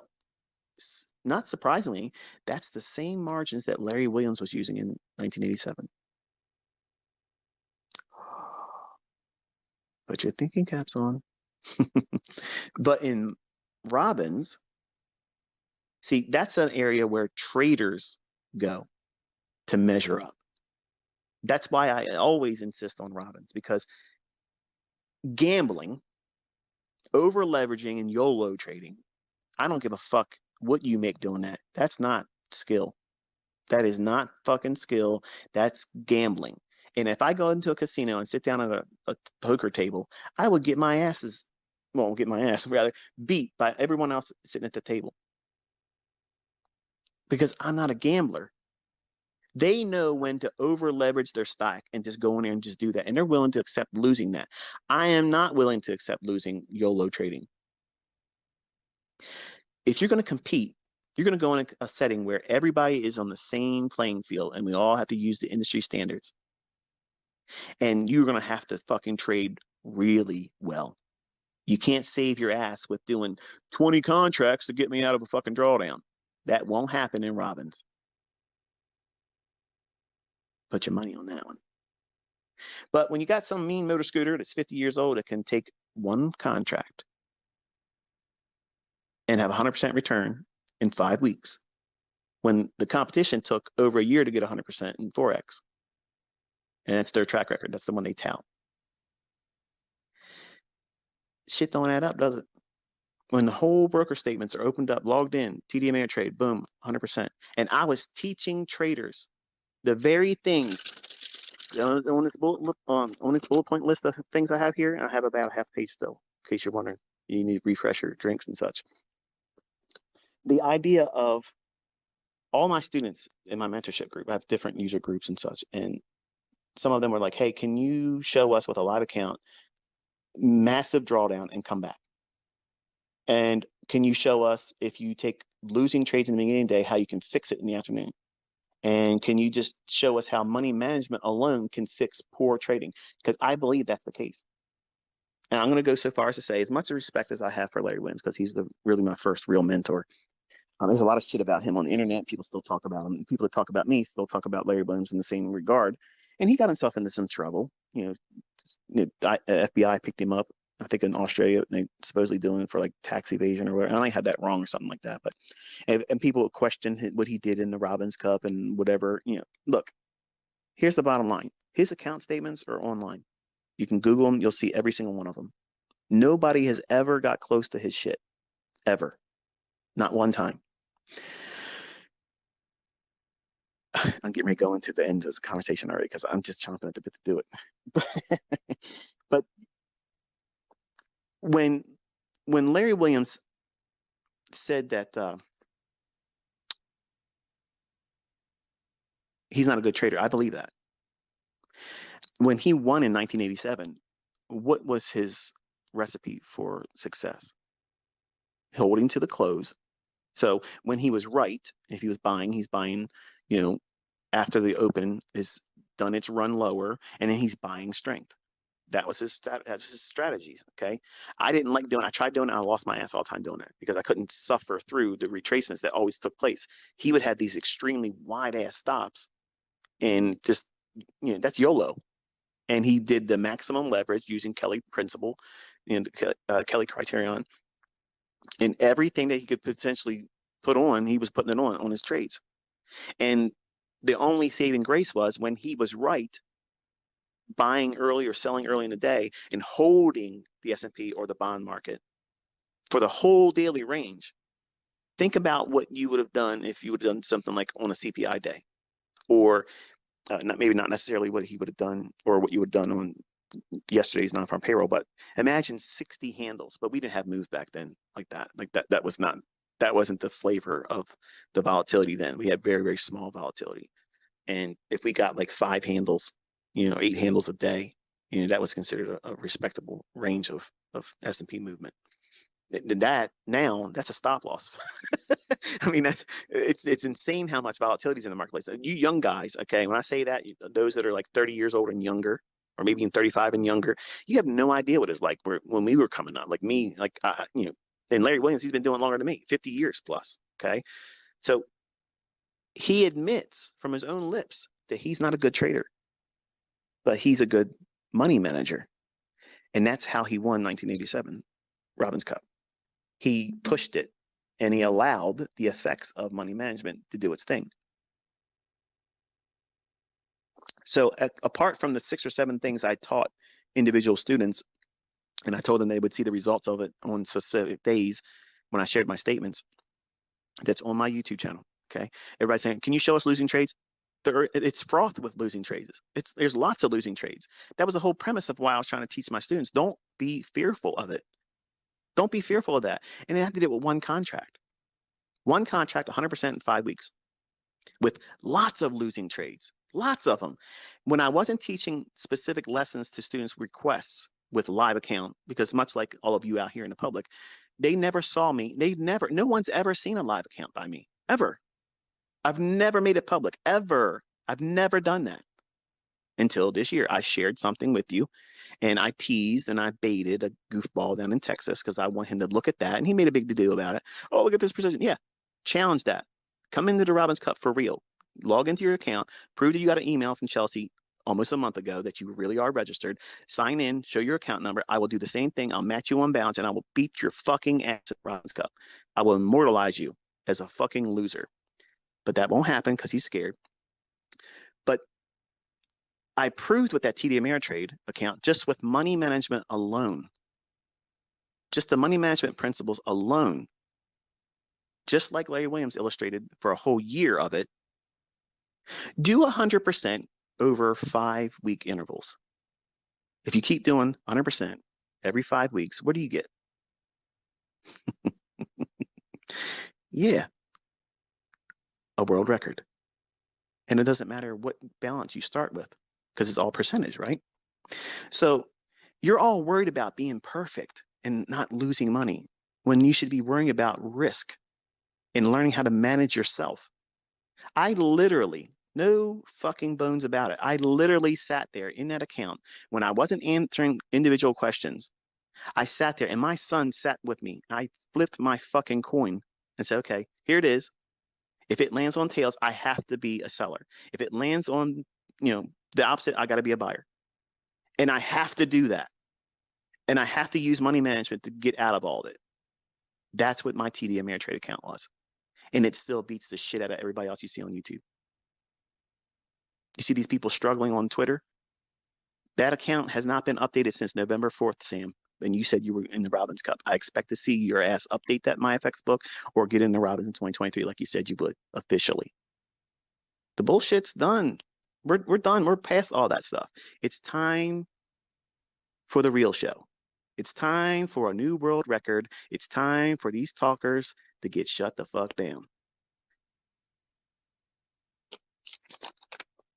We got 2 more subjects and we're done.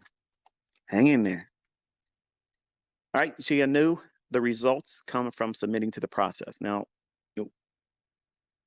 obviously you hear me talk about that throughout this entire presentation. You hear me also talk about it in other long drawn out dronings, but why losing is not something that could be viewed or should be viewed as failure. Individual incremental losses. You want to be encouraged? Go to my, I think I titled it First Year Result Expectations.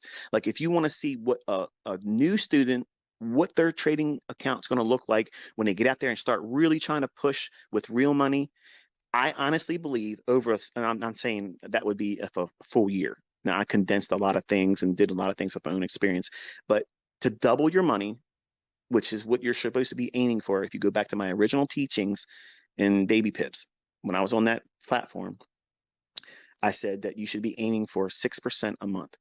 If you do that, you'll make 100% return on your equity. That is a phenomenal rate of return. Do not let anybody tell you that that's not a good return. That's fucking sick. That's crazy returns. If you're consistently able to do that and you walk into a institution and say, look, here's my shit, here's my credentials. They'll put you through a little process, pat you on the back, and then they'll give you a chance. Not everybody, obviously, but if you are proving yourself like that and you got real accounts that you can do that shit, you will be acquired. Because that's a skill set that most people can't do. And you got to do it with low risk. Low risk. How's that done? 30% of your equity, less than 2% risk, but very routine. And you can walk into money management, fund management, all those types of things. But you can't just say, hey, look, I went through ICT's mentorship and therefore I know smart money concepts and you people are going to pick me up. They're going to find me. They're going to find nothing. They're not going to find nothing. You got to come there with the receipts.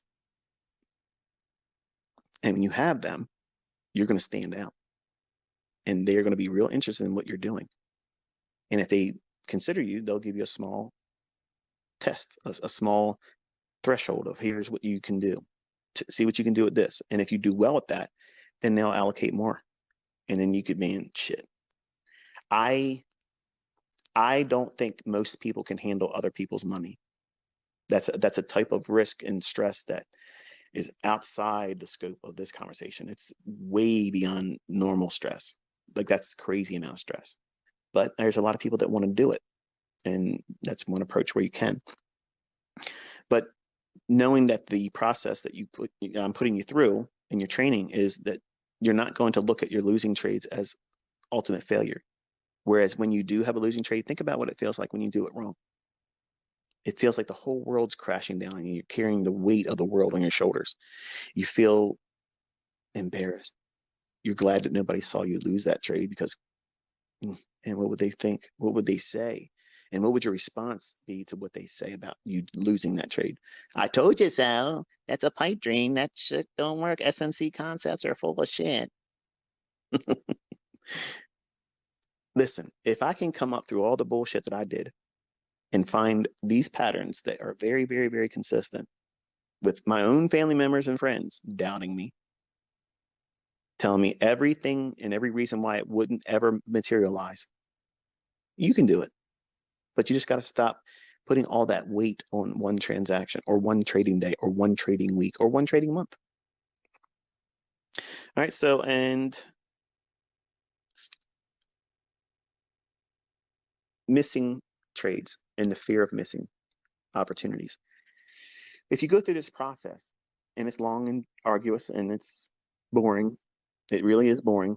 But once you get to the pattern of repetition, you will find it's almost like meditation, back testing, studying, logging, tape reading, demoing.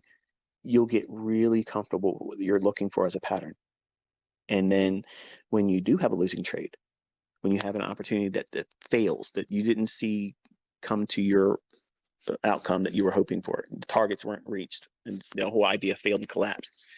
If that occurs, you don't have a fear of missing out on the next trade if you sit still, because you know that your trades generally are repeating a lot, they're frequent.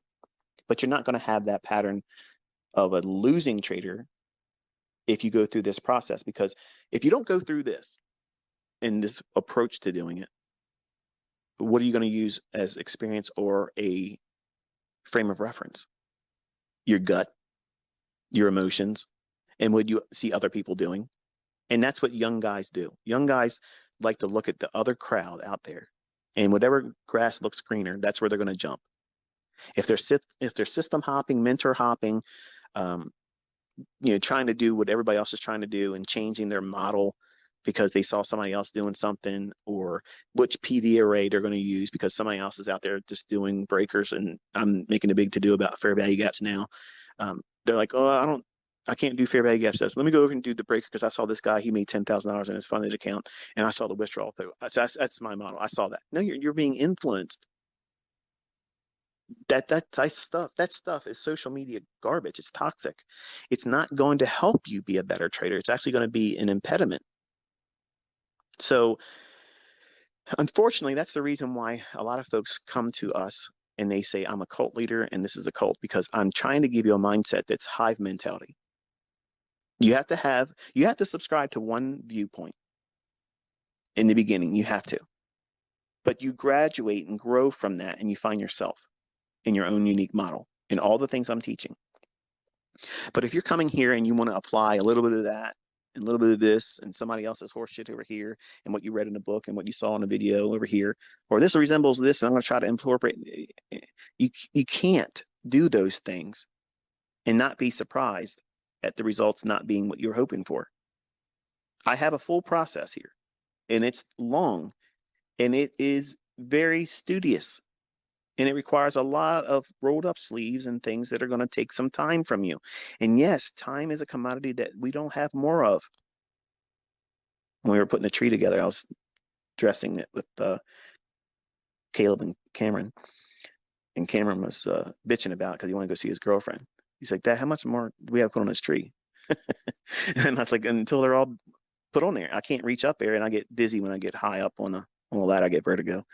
And it's 12.5 foot tree, so I had to have my son climb up on this extension ladder that I was so afraid it was going to tear up our wall.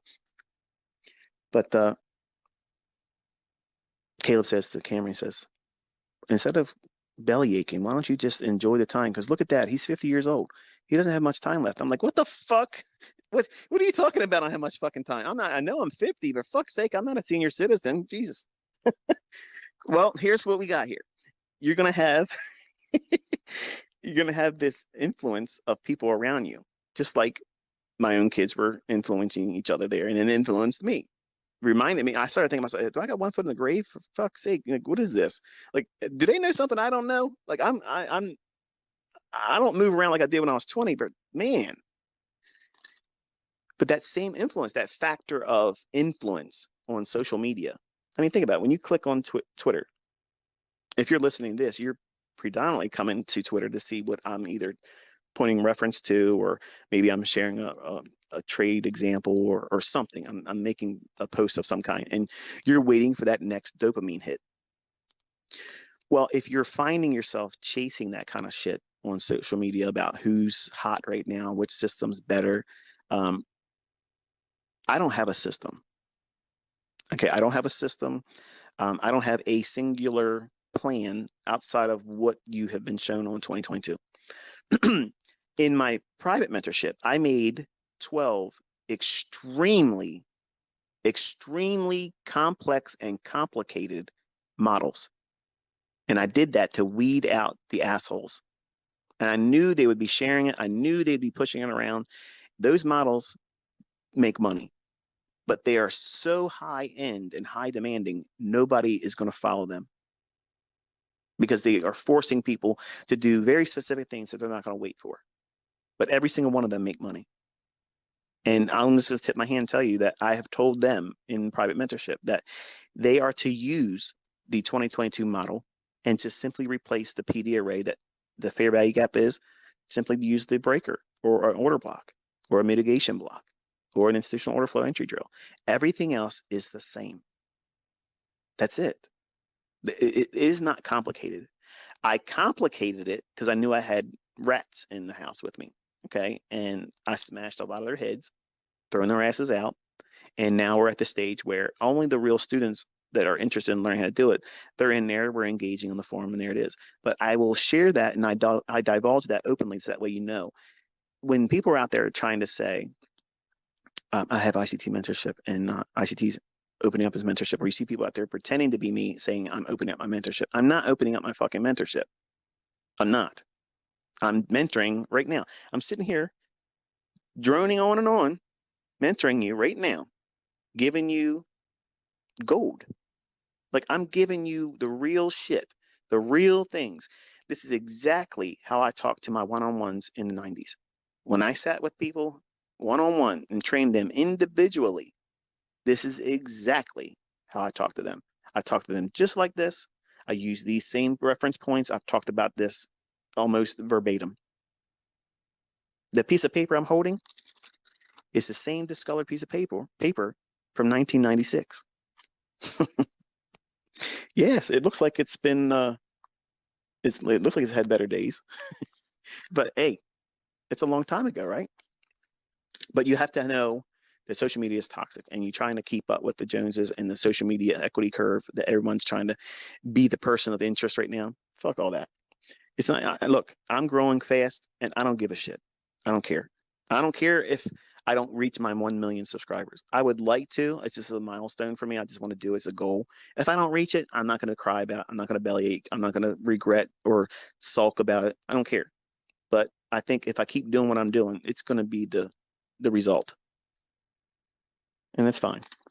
But journaling is crucial and it's for optimal development. And submitting to that process that we've talked about here, if you have not started a journal and logging old trade ideas that you didn't participate in and marking them up with great detail of what it is you see in the chart, if you're not revisiting that on the weekends, instead of reading the newspaper or horse shit magazines that you shouldn't be looking at pornos and stuff like that, all that stuff is a distraction. It's terrible, terrible waste of time. You need to go back through data, look at old chart moves. Okay. Another thing, if you see that some of my students are sharing their examples where they're taking the trades and they're actually entering the trades and engaging and doing stop losses and targets, that's actually a fruitful thing too, because you're watching other people do what you're learning. So it's not like I'm the only magician here showing a magic trick and performing for you. You can see I have students that are absolutely able to do these things. So there's logic that works and they're not being told what to do. And I sure as hell am not doing sock puppeting. I don't have that shit. I'm not doing that. I don't have time for it. Like I'm wrapped up in my own shit here. Last thing. Okay. We made it. Not really, because there's some other shit on the end of this. But know what low-hanging fruit is and target that. Now, what does that mean? You probably hear multiple times, low-hanging fruit, low-hanging objectives and targets. If you're short, okay, what's the closest short-term low? If you're entering on like a 5-minute chart, where's the nearest 15-minute low? Where's the hourly low? That's going to be the closest one. If the market just keeps dropping, how far away is that? Now let's talk about this, because this is a question I saw on Twitter, where on Forex I have a rule, like I like 30 pips as a Judah swing or less. Generally, it's usually around 20 pips or so in London. If you're going to create the high of the day or low of the day, it's going to be a protraction, market protraction, where it goes the opposite direction you think the market's going to go for that particular day. It's usually 30 pips or less. And if it goes beyond 30 pips and goes, it can go to 40. But once it goes over 40, chances are it's probably absolutely not going to be where I think it's going to go. And I have to flip and change my outlook and then look for something else. Maybe not in the same session, maybe later in the day or something like that, in like the New York session. And the question came up like, if you're saying that in terms of pips for Forex, what would be the equivalent in index futures? And I don't really have a format like that because currencies and the algorithm that runs on those interbank levels, that's something very specific. And it's a little bit more difficult for me to nail down a specific number of handles. So the way we strip that down is I just simply look at the 5-minute and 15-minute highs. And wherever the buy side above that is, I'm looking for it to at least reach there if I'm bearish. Or if it has, say, taken out relative equal highs or a single high on a 5 or 15-minute chart, and we're now dropping already, and it's beginning the morning session, 8:30, or it's crossing over to 9:30, then I'm going to look for a fair value gap. If there's a fair value gap, then I know that the stop run already took place before the opening in New York. So all I'm going to do is look for a fair value gap, and then there it is. It started its move early. But if I take that type of trade, regardless of which one I'm using for that given day, they're never going to be the same. You won't see both those instances. It can't be. Either the relative equal highs if you're bearish, or the singular 15 or 5-minute high that has buy side above it if you're bearish. We are always anticipating that type of scenario where it runs up, knocks out that, scoops up that buy side to pair with shorts, and short is the smart money. They're going to look for what? A low. And the low hanging fruit in that example would be the nearest 5-minute or 15-minute low. Now, if you happen to have a 15-minute or 5-minute low that's like maybe 5 handles or 6 handles below, I'm not going to consider that. I'm looking for something that has at least 10 handles or more before that's my first objective. Like that's me, that's my personal, that's not my son's model. My son's models, if he gets 5 handles, he's done. I'm a little bit more diverse, and I can look for a little bit more from the market than just simply that, clearly. So I'm looking for a low-hanging fruit objective would be 10 handles below where I got in at. So I'm measuring, okay, where my entry is. I'm already looking for where I'm going to try to get in at anyway. But if I secure the entry and I'm short, and everything I'm saying here is reversed for going long. So just listen to the logic, write it out on a piece of paper, and then reverse everything directionally, and you'll have the same thing without me saying it the other way. But if you're looking for low-hanging fruit objectives, you can do your entire career with just that. Where your entry is, and if you get 10 handles below your entry, that's your low-hanging fruit. Boom, done. Now, if you're going to use what I taught as my son Caleb's model, I made that public. It's out there. I think it's in my 2022 mentorship. It's one of those videos later in the series or whatever. Then obviously you use that model, and that's that low-hanging fruit. You have a static 5 handles, 20 ticks, and you're done. That's it. You don't care what the rest of the day is going to be. And you start with that. And you start with low-hanging fruit objectives like that, and it's static. You're not trying to build in a pyramid. You're not trying to turn day trades into position trades. Oh, this is going to be a one-shot, one kill. I'm going to hold it for a week. No. The path to consistency is doing things over and over and over again that are consistently resulting in yielding positive results. And the easiest way to build confidence in what you're doing is finding comfort and trust in knowing that enough is enough. 10 handles. 10 handles in the E-mini S&P. It's $500 per contract. So I don't know where you're from, but I don't mind if I got $500 a day. $500 that's pretty good. I average a little bit more than that per day in ad revenue on YouTube. It's nice. It's a nice little kitty of money. But something happens when you get in there and you push a button, and because if it starts taking off real quick, you start thinking, oh, it might go down to that other thing that's way down here. Because what happens if there's a 50 handle day? What happens if it isn't? And you didn't take your profit and it reverses? That's the perspective you're supposed to have. You got to get paid when it gives you the opportunity to get paid. That's why you're here. You're not here for trophies. You're not here for fucking clout. Okay. You're here to make money. That's it. You're not here for friends. You're not here for relationships. You're not here for any kind of attention. You're here to just find some money. That's it. And consistently find an approach that gives you the opportunity to bank that. And you have to do this in your demo account for months to get used to doing that. And over time, how much time? Could take years for some of you, and maybe less for others. But for a rule of thumb, an approach that can be, in my opinion, replicated by the majority of you, not every one of you. Some of you are just never going to be able to do this, and that's the reality of it. Doesn't mean I'm a failure. It doesn't mean I'm a fraud. It doesn't mean my concepts don't work. It just simply means that you can't do it.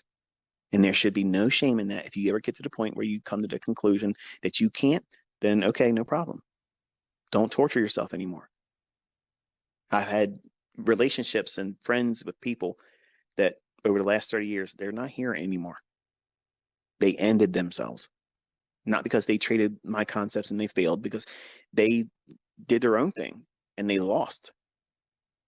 And they lost big and they ended themselves. And I also have friends that did very little in terms of damage to themselves monetarily, and they killed themselves for nothing. Nothing. 50 grand? Your whole life is 50 grand? Every one of my vehicles that are paid for, and I'm not leasing, by the way. The titles, there's no stamps or a lien against any of them. Vinny. All of my vehicles cost more than $50,000. And my friend ended himself. $50,000 gone. He's no here. He's not here anymore. Bunch of sleeping pills, and he's resting in peace, I guess. That's how bad it can be if you can't wrestle this stuff beforehand. And you would have never expected that from him. He seemed happy. He seemed chipper all the time. Growing up, we were, the typical. But this kind of stuff, it broke him. And he didn't give any sign outwardly. Left a note saying, I lost everything. I can't do it.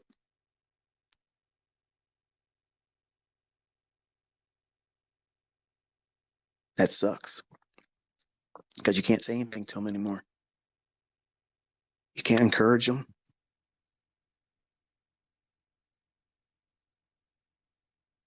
You can't float him a loan to say, hey, look, I'll fund you to get you back. And there's a lot of you that listen to me. And I don't know where you're at in your life. I don't know what you've done, what kind of harm you can have to yourself. But I try to do everything I can.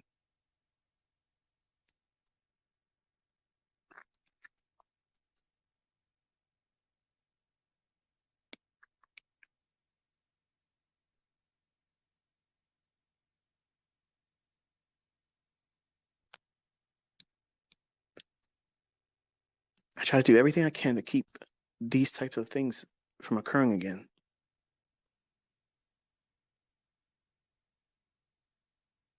And one of the fears I have is, say I do meet an untimely end, okay? The Lord calls me home and that's his business and I'm ready when he wants to do it. But if my kids don't know how to do this like I want them to know it, I would not want them to feel that kind of pressure.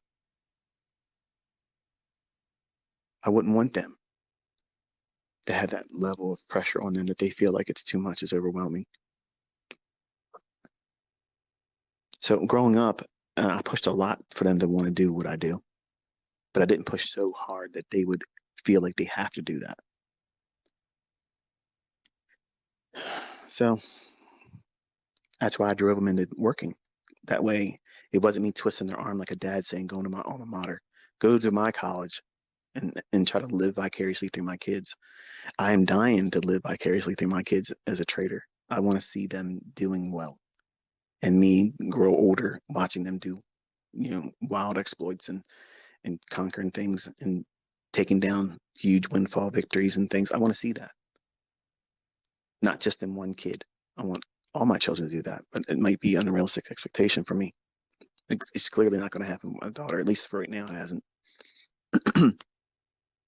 But I forced them into having jobs, thinking that that would be better for them. And when I was raising them, I got in arguments with people online that would say, "Oh, no, because I told them, I said, look, I'm setting them up.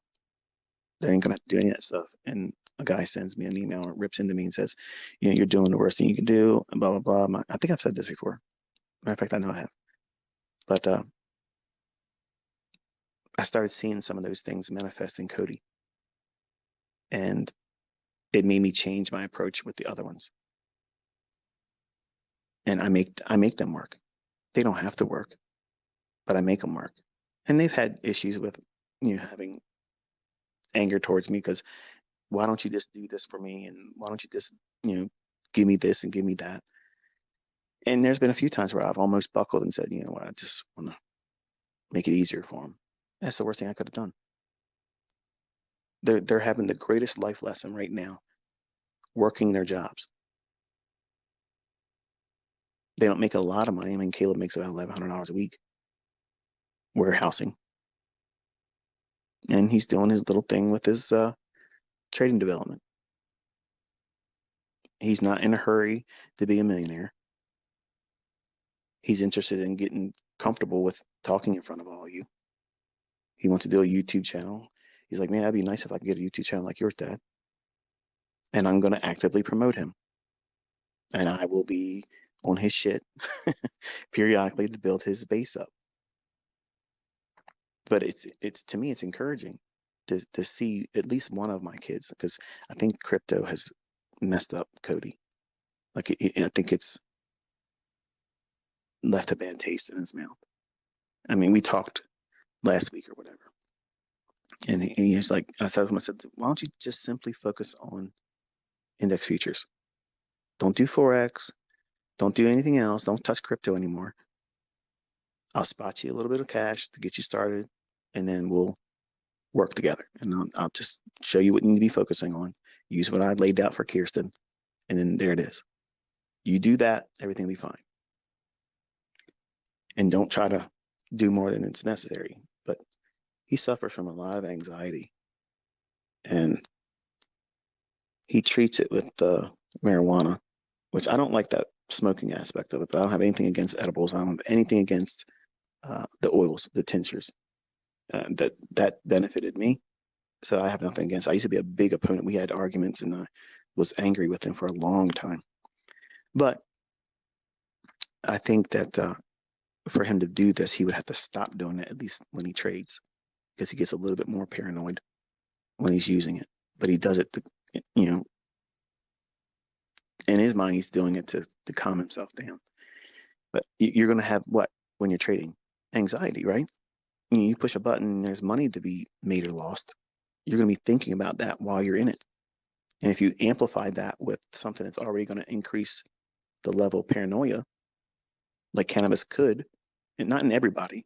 Like when I was using it for my back, man, I was comfortable. It allowed me not to feel like every racing thought had to be in the front of my mind first, which is what it always is. And living with bipolar, it's it's very hard to manage everything that I'm thinking at the time and all these different potential topics that I know that would be interesting to me. And I can go and start them and continue others and come back to the other one. And it's not a problem for me, but people outside listening, it's very hard to track. And that makes it hard for listeners, for me, or to have retention in listenership. But if he's going to be developing himself as a student and trading, not crypto, because he was trying to do the investing, the hold on for dear life shit. He bought into all that nonsense, all the celebrities saying they're doing it too, all waiting for that 2017 meteoric rise in Bitcoin again, and made really poor choices. So he does not have any skill set whatsoever except for having invested a little bit of money profitable just for a little while. And then he's in ADA way underwater. And he's in another couple shit coins that are way underwater. And he's all tied up with that Coinbase bullshit where he can't even get his money out. So it's a mess. And he took a loan out, 20 grand on a credit card. Wanted to prove me wrong. And I know there's a lot of you out there that are trying to prove me wrong, that are not trying to be my students. You just want to prove me wrong. I'm inviting you to prove me wrong. I've always invited that. Go through my stuff with the intent to say it does not work. There's no validity in it. It does not work. If you do that, go in with that. I've had so many students that actually came into my fold with that very approach. They were tired of hearing me talk this shit.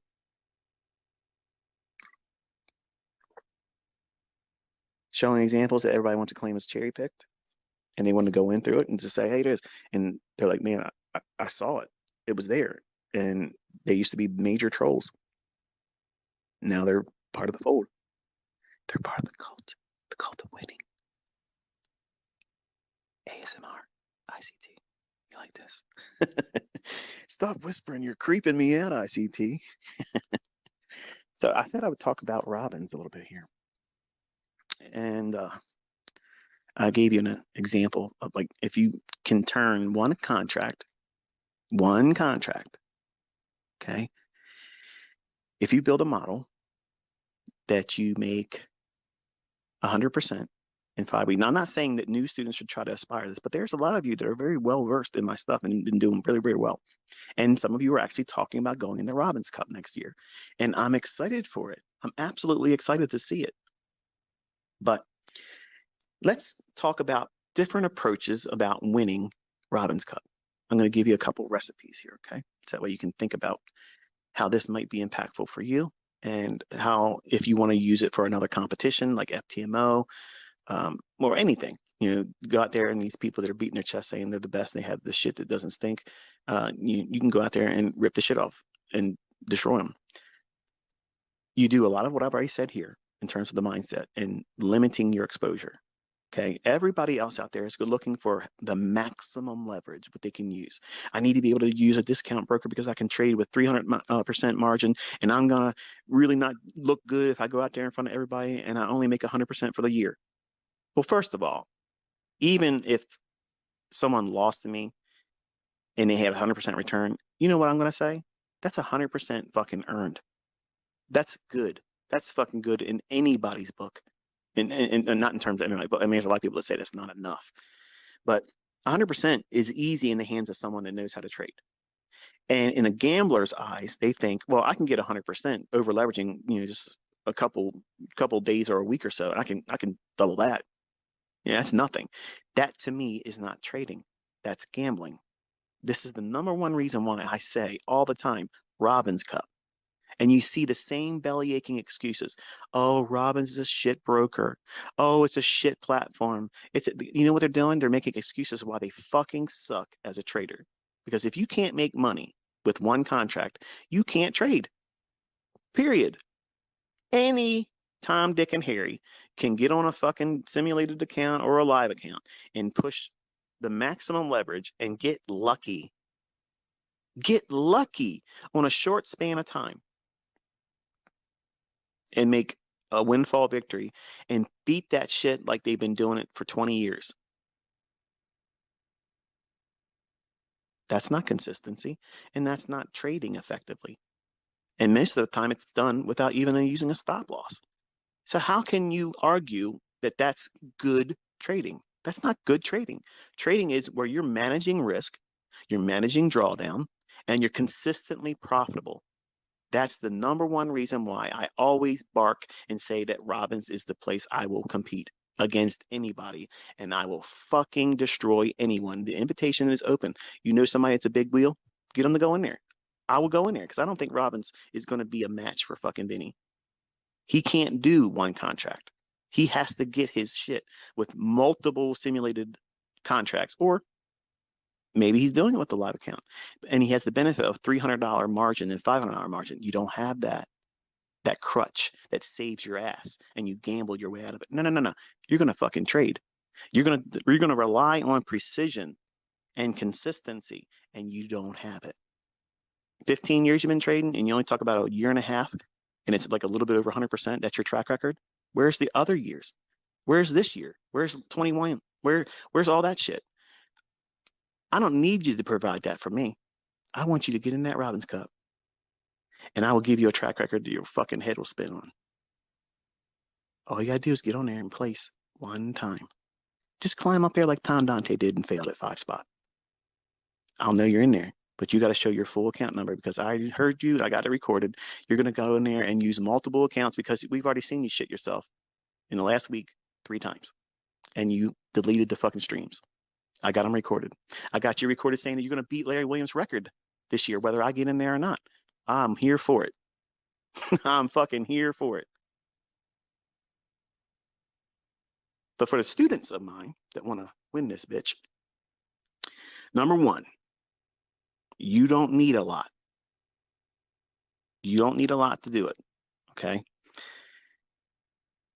Every single time in the past few years, okay, I have had some joker, some clown come to me, okay, and claim that they're going to join the Robbins Cup. Some of them do the registration and they show that they're registered.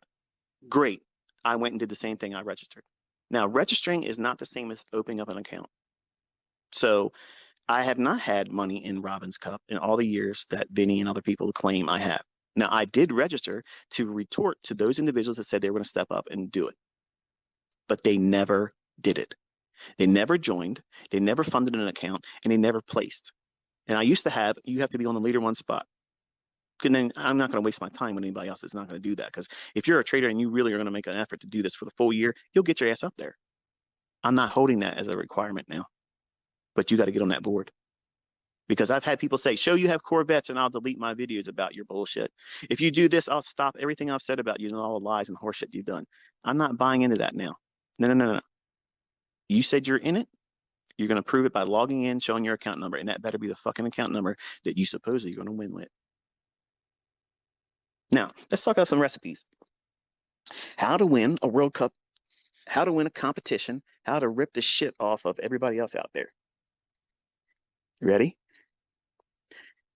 You don't use AlgoBox. You don't use that. You use simple fucking logic, and you use simple stop loss orders. You have to use a stop loss every single time. Okay? Now, think about this. If you looked at what Larry Williams did, and you studied his statements and such, which I did for years. As a 20-some-year-old, I didn't have the access to seeing his statements. I didn't see them really until I was in my early 30s.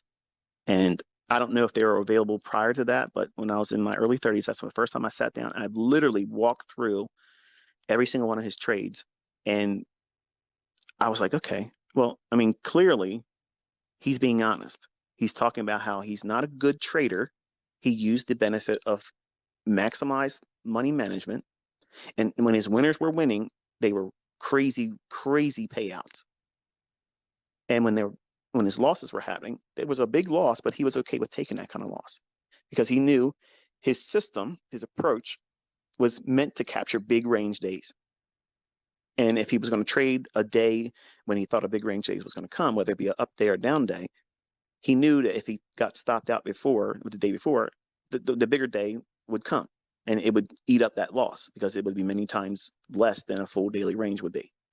So with all that said, and without making it even more boring than it already is, I got to thinking like, okay, so how can I do this multiple ways where I can get to 11,000%? And I did it 2 times on Twitter.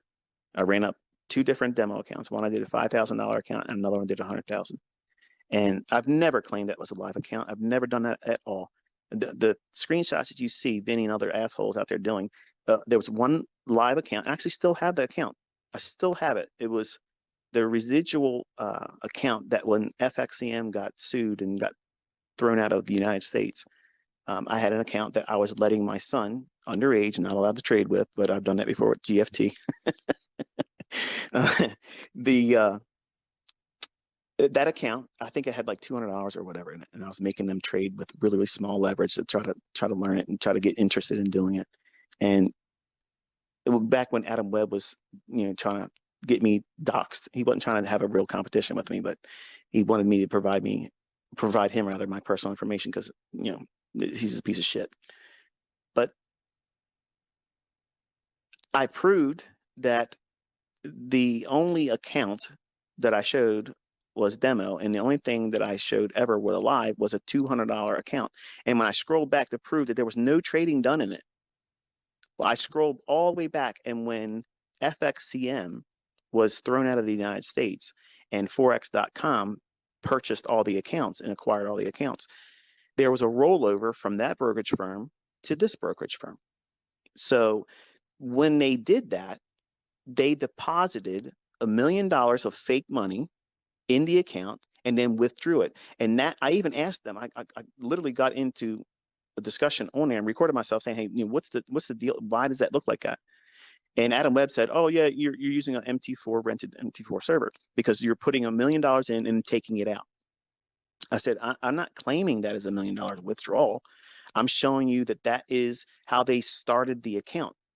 And if you email forex.com. If you think that I'm talking shit, you email and contact forex.com and ask them, when you guys did the FXCM buyout where all the American accounts that were in that brokerage firm rolled over into forex.com, how does the account get started? Because if I scroll back way before forex.com acquired the account, how is it able to show 2 years before that $1 million deposit and $1 million withdrawal in the same time? That was the way that their system, their server, initiated the identification of that account. That's all that was. And to prove that was the only account that I had that would be made public, I was toying and joking with these assholes. I swiped over and showed it's a live account. I showed it was a forex.com live account, and it showed the live server, and I showed the account number. Now, what these dickheads do is they take that, they splice that little piece there, and they say, I said that big run up twice in the $1 million accounts when I was demo. It was all demo. I've never shown any live trading ever in a live account. I called myself the demo baller. I did that and I fucked with everybody, and nobody could even come close to what I was doing, period. And I grew on demo only. People watched everything that I did on YouTube. That's why they subscribed. They never heard me fucking say, I did this shit with live funds. That's never fucking happened. And every person that logged into my mentorship, they signed an agreement knowing everything they were learning was all demo. They're learning price action. They're not even learning trading. Just like you're not learning trading. You're learning price action. So that's a really real shit. That's the market historian shit that you don't get to know about. And they can all be fucking factually checked by simply reaching out to forex.com and you'll see it. Done. But how do you win the Robbins Cup? Oh, ICT, you're all over the place, but you keep coming back. So I started thinking to myself, okay, how can I do this systematically where running up 11,000%, but I don't want to do the full year because I don't like December because I want to have the holidays off. Like you see me enjoying it now. I'm not making YouTube videos, but I'm having a whole lot of fun on Twitter. And you're learning, so don't complain. Okay, there's no refunds here. The bottom line is this. If you can find a way that systematically has a process of seeing setups that form continuously, okay, just think for a second, because this is the big disconnect that everybody has about competing and trading and doing both sides of the fucking market, trading. If you know the bias, and I've already told you how to map out the year in this whole presentation here today. If this idea of everything I've mapped out resonates with you, I want you to sit down in your charts and think about what happens if you can get 6 handles a day. That's easy. Do 3 in the morning, 3 in the afternoon. You don't even have to have a full pool. What does that mean? Get in your entry and go to your full terminus target. 3 handles is shit. It's nothing. Like that's nothing. That's nothing. Like I could literally almost close my eyes and throw a fucking dart at a wall and put stickers all over the wall and have yes, buy, yes, sell. And whatever I hit on it, I can still get 3 handles out of that just by static price action alone. It sounds unbelievable, but it really is that easy. 3 handles is nothing. It's just static price action alone. You can get that. Now, if you know when it's likely to have the order flow in one direction, aiming for a particular high or low intraday, and you're going in, you're trying to get 3 handles in the morning, 3 handles in the afternoon, you have a recipe that you consistently aim just for that. You're not trying to get the full range. You're not trying to get 10 handles. All you got to do is simply do that and let money management do the heavy lifting. If you average 11% a week, which I know some of you are like, what the fuck? 11%? Like, come on, Michael, come on. 11%? That's a lot. Actually, it's not. If you're in, number one, if you're competing and you have a system that has lots of setups, I have lots of setups. I have a repertoire and an arsenal that is absolutely unmatched. I have shit that nobody's ever seen before. I'm going to share some of that next year. But you only need a small little piece every single day. And here's what fucks up everybody. They all want to rush to the high end of that leaderboard and stay there and taunt everybody. They want to get to a safe high ground and they all want to get there real quick. That's the built-in advantage. You got to play the long game. The long game is taking small little pieces, even on one contract, and let it build up each time. Each time, build it up, build it up. And when you get your 3, you stop. Wait till the next session. Get your 3, stop. Close the fucking shit down. Don't trade anymore. Everybody else is going to be pushing. They're going to be buying and selling in the same day because they think their fucking system does amazing things, and they end up fucking drawing down. Everybody does that. Everyone loses their ass that way. Don't be like them. Know what you're looking for, aim for it, hit it, walk. Done. You ever see the movie 21? I love that. I love that movie. It's classic to me. I look at that as how a trader listens to the analyst. They had a process. They go in, they have a system, they're counting cards, they know what they're looking for. When a table goes cold, they got to get up. They got to get the fuck up because the probabilities have done what? They shifted. You're not likely to get a good run. Get up. Well, when you get your shit, you stop. So 3 handles in the morning, 3 handles in the afternoon, or if you're capable, 6 handles in the morning and you're done. And just do all the heavy lifting with the money management.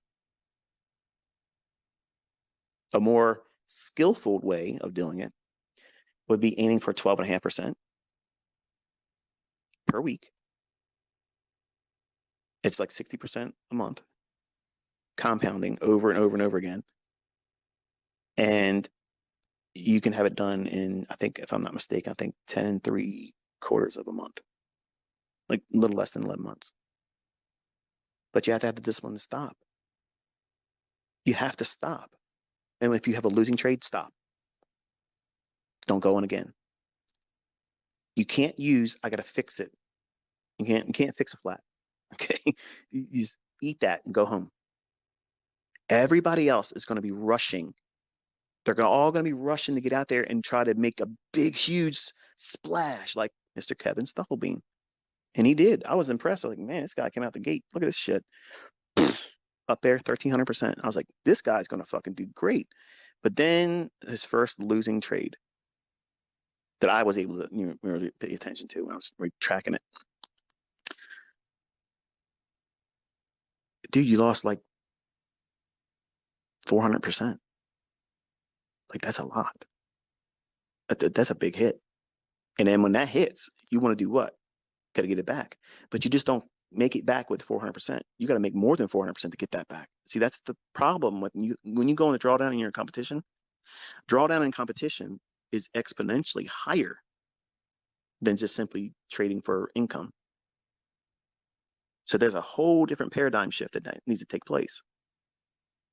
And claiming you won 4 fucking competitions when nobody was really aware of those competitions, that's kind of bullshit. And you didn't really compete against people that are really doing it. If you're looking at Robin's Cup, there's a lot of names that keep showing up each year. Man, I got respect for that. These people, they're not talkers, they're doers. You don't see them out there beating their chest. They sometimes sell shit, but guess what? I think they earned it. Robert Miner. I've never talked to the guy. I've never met the guy. He's up there a couple times. I haven't seen him this year, but yeah, I've seen his name up there multiple times. Many, many, many times I've seen his, and he didn't place in the top 5 in the end of some of the years, but I did see him get up there. I got respect for that man. He's doing it. Like he's literally doing it. I don't know how he trades. I never looked into it, but I know he does some kind of education. But there's another guy out there that's I think he's done it 4 times. He's doing ads now on YouTube saying that he's the only 4-time winner of the Robbins Cup. Um, that's cool. You know, that's great. I know he's selling a course or whatever, and I got no problem. You proved it. You've done it. But if you find a way to simply look for 1.5 to 2.5% each trading day. Now, that's a lot for a new trader, but I'm talking to the folks that's been around the block for a while and you know your model, you've been doing well. How many times have you ever sat down and thought, this is all I need to do and stop? Forget how far it can run. Forget all that. Forget doing buying and selling in the same day. Forget all that. Strip it down to the brass tacks. And unfortunately, in competition, you're going to be using 2% risk. It's not a lot, but that 2%, it adds up quick. If you're taking low-hanging fruit, systematically targeting it, boom, getting out. Boom, getting out. You can do it with 1 contract. And it becomes 2 contracts. Slow, but it gets you there. Now, think about it like this. $10,000 is the minimum requirement to get into the futures division, right? $10,000. Folks, we're just talking math right now, okay? It's just math. If you need to make 12.5% a week, what does that translate? What does that translate into? $1,250 end of week. That's your goal. Now take that $1,250 and divide that up over 5 trading days. What do you have to make each day? $250. Divide that in half on 2 sessions. What do you have to make? $125. But ICT, I might not be able to have the margin to do 1 full contract of the S&P. You don't need to. You can trade currency futures, bond futures. See, you have to have an arsenal, a repertoire, a bond system that nobody can fucking touch. Oh yeah. Oh yeah, baby. I have shit that fucking Iron Man would want to buy from me. Stark Enterprises ain't got shit on ICT. But strip it down to the chrome. What do you have to do? $125 the first week, each session, or $250 each day. Or if you're a swing trader, get 2 trades aiming for $675 each. You break it down modularly, bite-sized pieces. And when you hit it, you stop. Everybody else is always full bore. Push, push, push, push, push. You got to be the master of the long game. Let them break themselves, and they will. They're all going to want to try to be the best, real quick, fast name on the leaderboard. Every year they do this, every single year. And the person that always gets up there first never fucking finishes. In fact, many times, the very first 5 people, watch what happens in January when they first start posting it. Do it. Keep track of it. The same first 5 people, you never see them again. You never see them again. It's usually around, I don't know, April. That's when you start seeing a consistent, okay, these are the same faces we're seeing. They just rotate in and out which spot they're in. Sometimes they'll fall off the board and come back on with crazy drops and increases. which means they're doing what? They're gambling. They're not good traders. They're gambling, which in many aspects, one can argue and say that's what Larry Williams did. And I guess in a certain way, yes, that's true because he admits in his own words that he's not a good trader and he relied heavily on money management. And I know he's never done it again. I would have liked to seen him do it again in the Robbins Cup, but he's done it in his other accounts, outside of the competition. And I don't give a shit. It doesn't have to be in a Robbins Cup. If you've done it there once, you've done it. But if you get 12 and a half, or if you do 11% each week, you got to do less than $250 a day. And what happens in the second week? Is it much more that you have to do? Nope. Nope. Just simply do a spreadsheet and do the math on it. What you have to do each day, break it down, and you'll see it's been there the whole time. All these fucking barkers, these people out there talking their shit. Oh yeah, I'm going to join it with you. Dude, it's so easy to do it. Do it. Join it with me. I will love fucking smoking your ass. I'm going to do a whole lot more than this, but I'm giving you a recipe to go ahead and do it. You want to try to beat Larry Williams' recipe? Or not recipe, but his results? I mean, it's a fucking great number, 11,000%. That's a lot. But here's what's going to happen. You jokers that have never handled real money, as soon as you start crossing, if you can get this far, as soon as you cross six figures, 200,000 if you get that far, we're talking about numbers you probably have never handled before. And you'll get reckless and the losses will feel like mountains laying on top of you. And paralysis will kick in. Fear, performance anxiety, all that kicks in because now they see your name on the board. And you got to stay there. Or what would they think?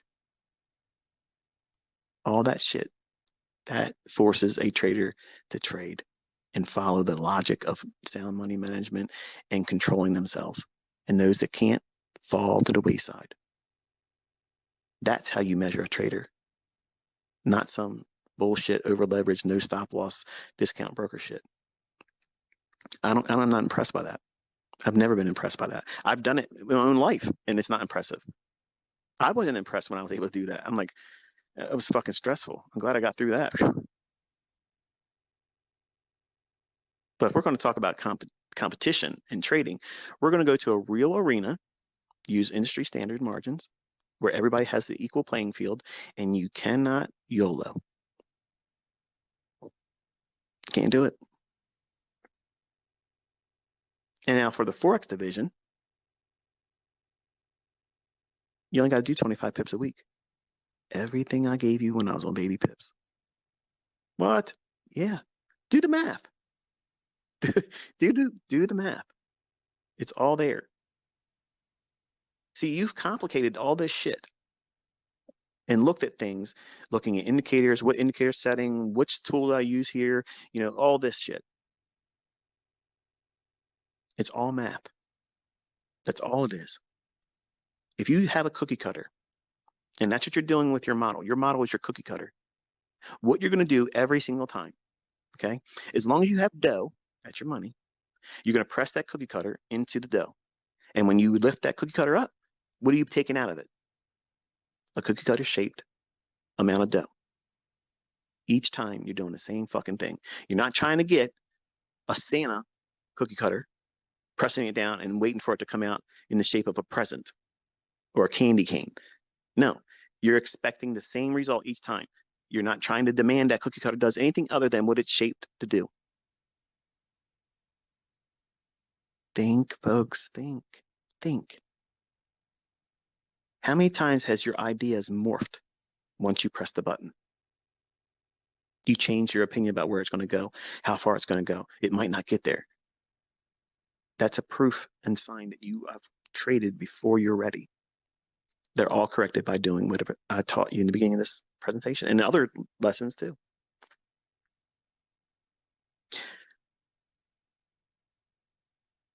It's not important for you to win competitions, but I know some of you young men want to do it.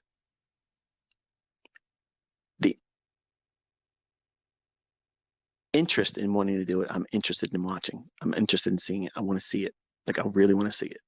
Like I love watching other people trade. I love it. I love watching what they go through and if they're able to more or less articulate what they're feeling. I love that because I'm a person that, like, if I read a book, I'm in that book. If I watch a movie, I'm in that movie. And like Caleb, one of the things that him and my youngest son, they had this thing with them. They want to talk during a fucking movie. Okay. And that breaks the illusion. Like I'm in there. What are you doing? I'm out here. I'm here. I'm saving the fucking world. And you're here talking to me now. I'm back in the movie room here. What are we doing? You got to shut up and let me be in this moment. Well, when you're trading, like you have to be completely immersed in that and filter out all the distractions, all the bullshit. And if you think for a moment you're going to be able to do well and be part of the community in social media or flexing and doing this, it doesn't work like that. It does not work like that because you're going to carry that stimuli back into your next trade. And whether it was support by people that love you or from people that are trying to see you fail, it's all going to have an impact on you. And you're going to be thinking about that as a factor in what your next trade result is going to be versus I have my cookie cutter. I'm pushing it into the marketplace and I'm going to retract the amount of dough that it's designed to take out. And you have to be systematic about it. And it has to be very, very low end, easy to get. Not this monumental 20 handle day. I got to do that or I'm not going to win. That's bullshit. You don't need a lot. You just need time and consistency and let the money management do the heavy lifting. And you got to be prepared to slowly see the equity curve go up. It'll still be going up fast, not in the beginning. It'll look like nothing's going on. It'll be other people are going to shoot by you because they're over leveraging. Your first week may not be 11 or 12.5%. It might be just 10%, or it might be 8%. Who cares? Or maybe it's 5%. Who cares? The long game. That's what you're playing. And you're going to let that pan out. You're going to work on one side of the marketplace. You're not going to do both sides. You're going to trade in your bias. That's it. Where's the order flow? That's it. And you're stopping. Every person that's going out there trying to get every possible trade, they are fooling themselves. They're trying to trick their mind into thinking that more is better. And what happens if they do get that big payout or that big windfall? Okay, but what's the chances of that really happening? Remember, you're in a competition. Everything's going to be squeezing and pressuring and just, it's going to be a lot. You might think you're ready right now, but if you don't control your perspective and control your emotions and remember what you're doing and all the little bit that you have to do and control your frequency of trade, you'll blow it. And you'll start doing things that are reckless. You'll abandon the approach. You'll abandon your model. You'll just do dumb things trying to get back when you have all those other months to do that very thing. And everybody else is going to break themselves on the rocks of trying to climb up that mountain. It only matters if you're there at the top at the last day of that competition. That's it.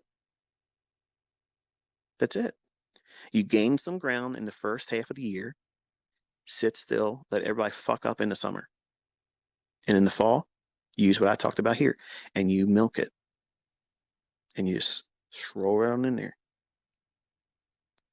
Will you beat Larry Williams' record? Probably not. But do you have a chance of placing on the top 5? Absolutely. Absolutely.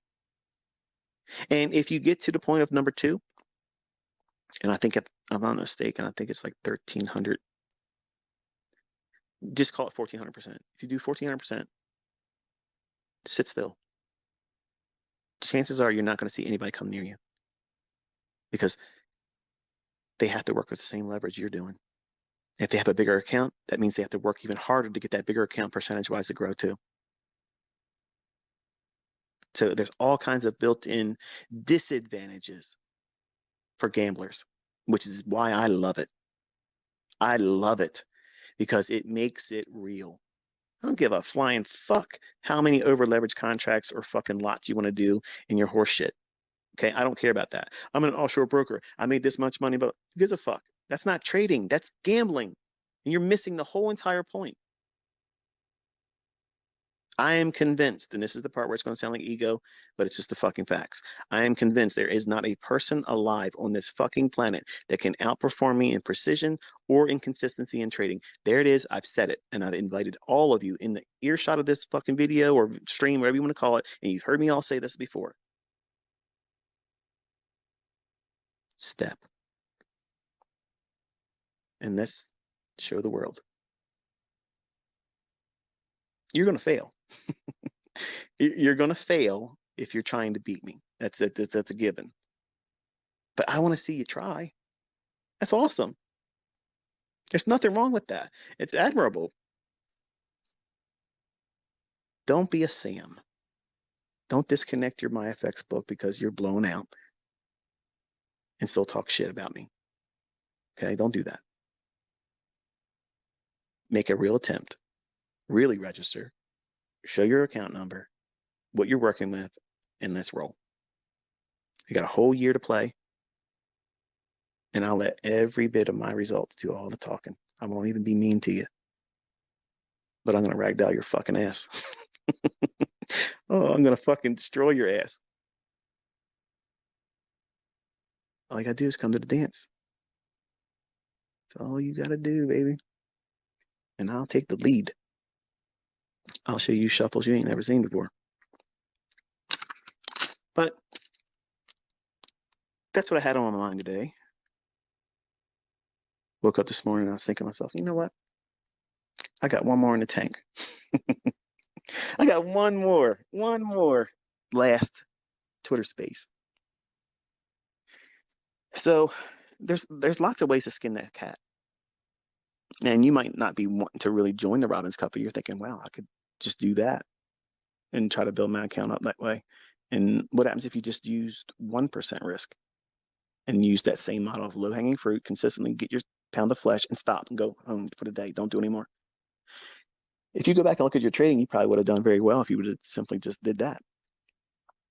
And pushing it all the time, doing more trades than that's necessary, trying to look good in front of other people. How many trades did you see me do yesterday?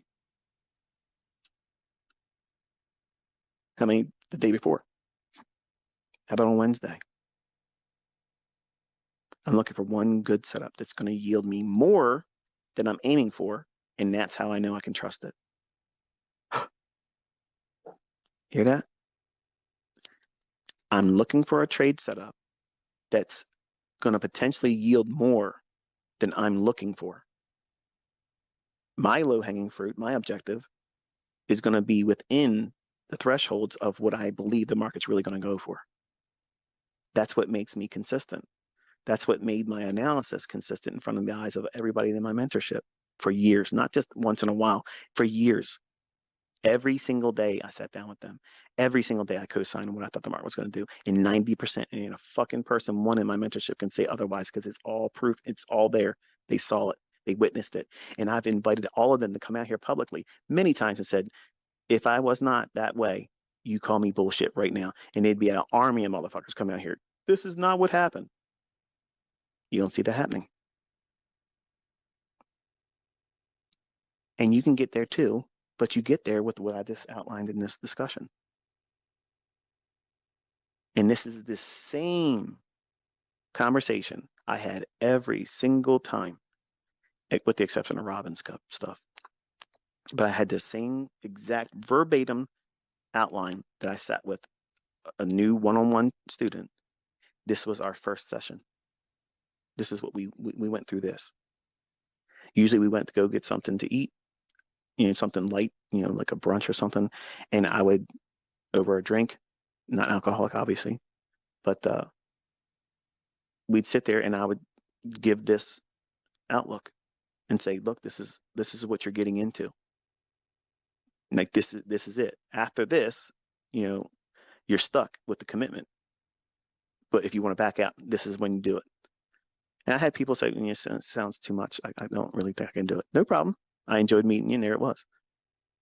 But the ones that continued, they went through basically what A lot of the mentorship stuff was, but they didn't have a whole year with me. Like I condensed a lot of shit, and there it was. At the time, I had some things that I would be willing to share on TradeStation, and I don't do that anymore. No, I'm not selling it. No, I'm not making it available to you, and never promised it to anyone. So there it is. But we're talking and we're having conversations, so there it is. But the things that I do, I'm not making them automated for everyone to use. I mean, look what they've done with my stuff already. They've already abused it and prostituted it, and no, no. And there's a lot of guys out there that are coding my stuff and making tools with it on TradingView, and that's cool. I ain't got no problem with it. One guy tweeted to me, say, "Hey, look, I'm automating some of your shit. You got a problem? Just let me know. I'll make good on it." No, I don't have a problem with it. I don't care. What I gave out this year, I wanted everybody to taste it, taste and see, and you'll see. You'll experience it yourself. If it doesn't work, if it's full of shit, you'll know. But if it works, you're gonna know. And I've had so much fun this year. Like I've had so much fun. I don't want it to end. That's why I keep coming back. Now, obviously, my wife, she's tied up with my other son today. But if she wasn't, I wouldn't be able to do this. I just wanted to sit down with you one more time, and I'm not gonna say I don't have an opportunity probably between now and the first of the year, because I probably might, because she wants to do something that's going to be require her to leave the house, and if that's the case, I might have one more in me, but I don't think I'll have one this long and this wide scope and different topics and such. But if you use this as a foundation, what you're supposed to be focusing on, how to go back to the basics, that's what this is. It kind of helps you realign yourself. So if you've lost your way, you got into the core content after you found what you wanted to find in the 2022 mentorship model, and you went into the core content stuff, and now you're like, man, I got all these things in my head now, I'm confused, which is what I told you. If you know what you're doing with the model in 2022 mentorship, don't go into core content. You don't need it. I just put it there to keep the scammers from selling it. That's all I put it there for. That's it. So is it useful? I believe so. But you don't need it, because all those lessons lead to a model like 2022. It ends with that as a result. And there isn't a whole lot of moving parts to it, is it? It's pretty straightforward. It's simple. And some of you are like, what the fuck? I just learned all this shit and all these videos, all these other series you did, and you just come out here and drop. I have had literally people mad in the mentorship, like, you could have just did that and saved me all the time. No, you could not have learned that in such a short time had you not. Because there's people that have gone through the mentorship on 2022 and still can't figure it out. Only the ones that have been with me for a little while, it's clicked for them. And you don't get that. You don't understand that all those other lessons helped you get to exactly where you are right now. Don't foolishly think that it was going to be that easy for me to make it easy for all of you to understand, because you've struggled with other things, other factors in the lessons I've taught, just like many of the private mentorship students did. The ones that weren't profitable, the ones that aren't consistent yet, they're floundering around, they're trying to figure out what they're supposed to be looking for. Many times they're doing things I've talked about in this presentation, chasing different things because they saw other people doing it, or even me doing it. Oh, well, let me just do that then. Oh, he made money over there. Let me try to do that now. Oh, he's using that market. Let me trade that now. What the fuck? You got to stop. Like, this works in everything. I'm not co-signing crypto, but it works in everything else. Stocks, futures, Forex. It's all there. It repeats. So you want to be in markets that are very, very precise. And professionals really trade the indices. And you can see the precision is still there. And the only reason why I left it, folks, listen, the only reason why I left this was when Forex was moving wildly. Like, the volatility in Forex was insane. It was huge, huge ranges. So shit, I'm going there. It wasn't all good. but I had a lot of fun trading it when it was hot.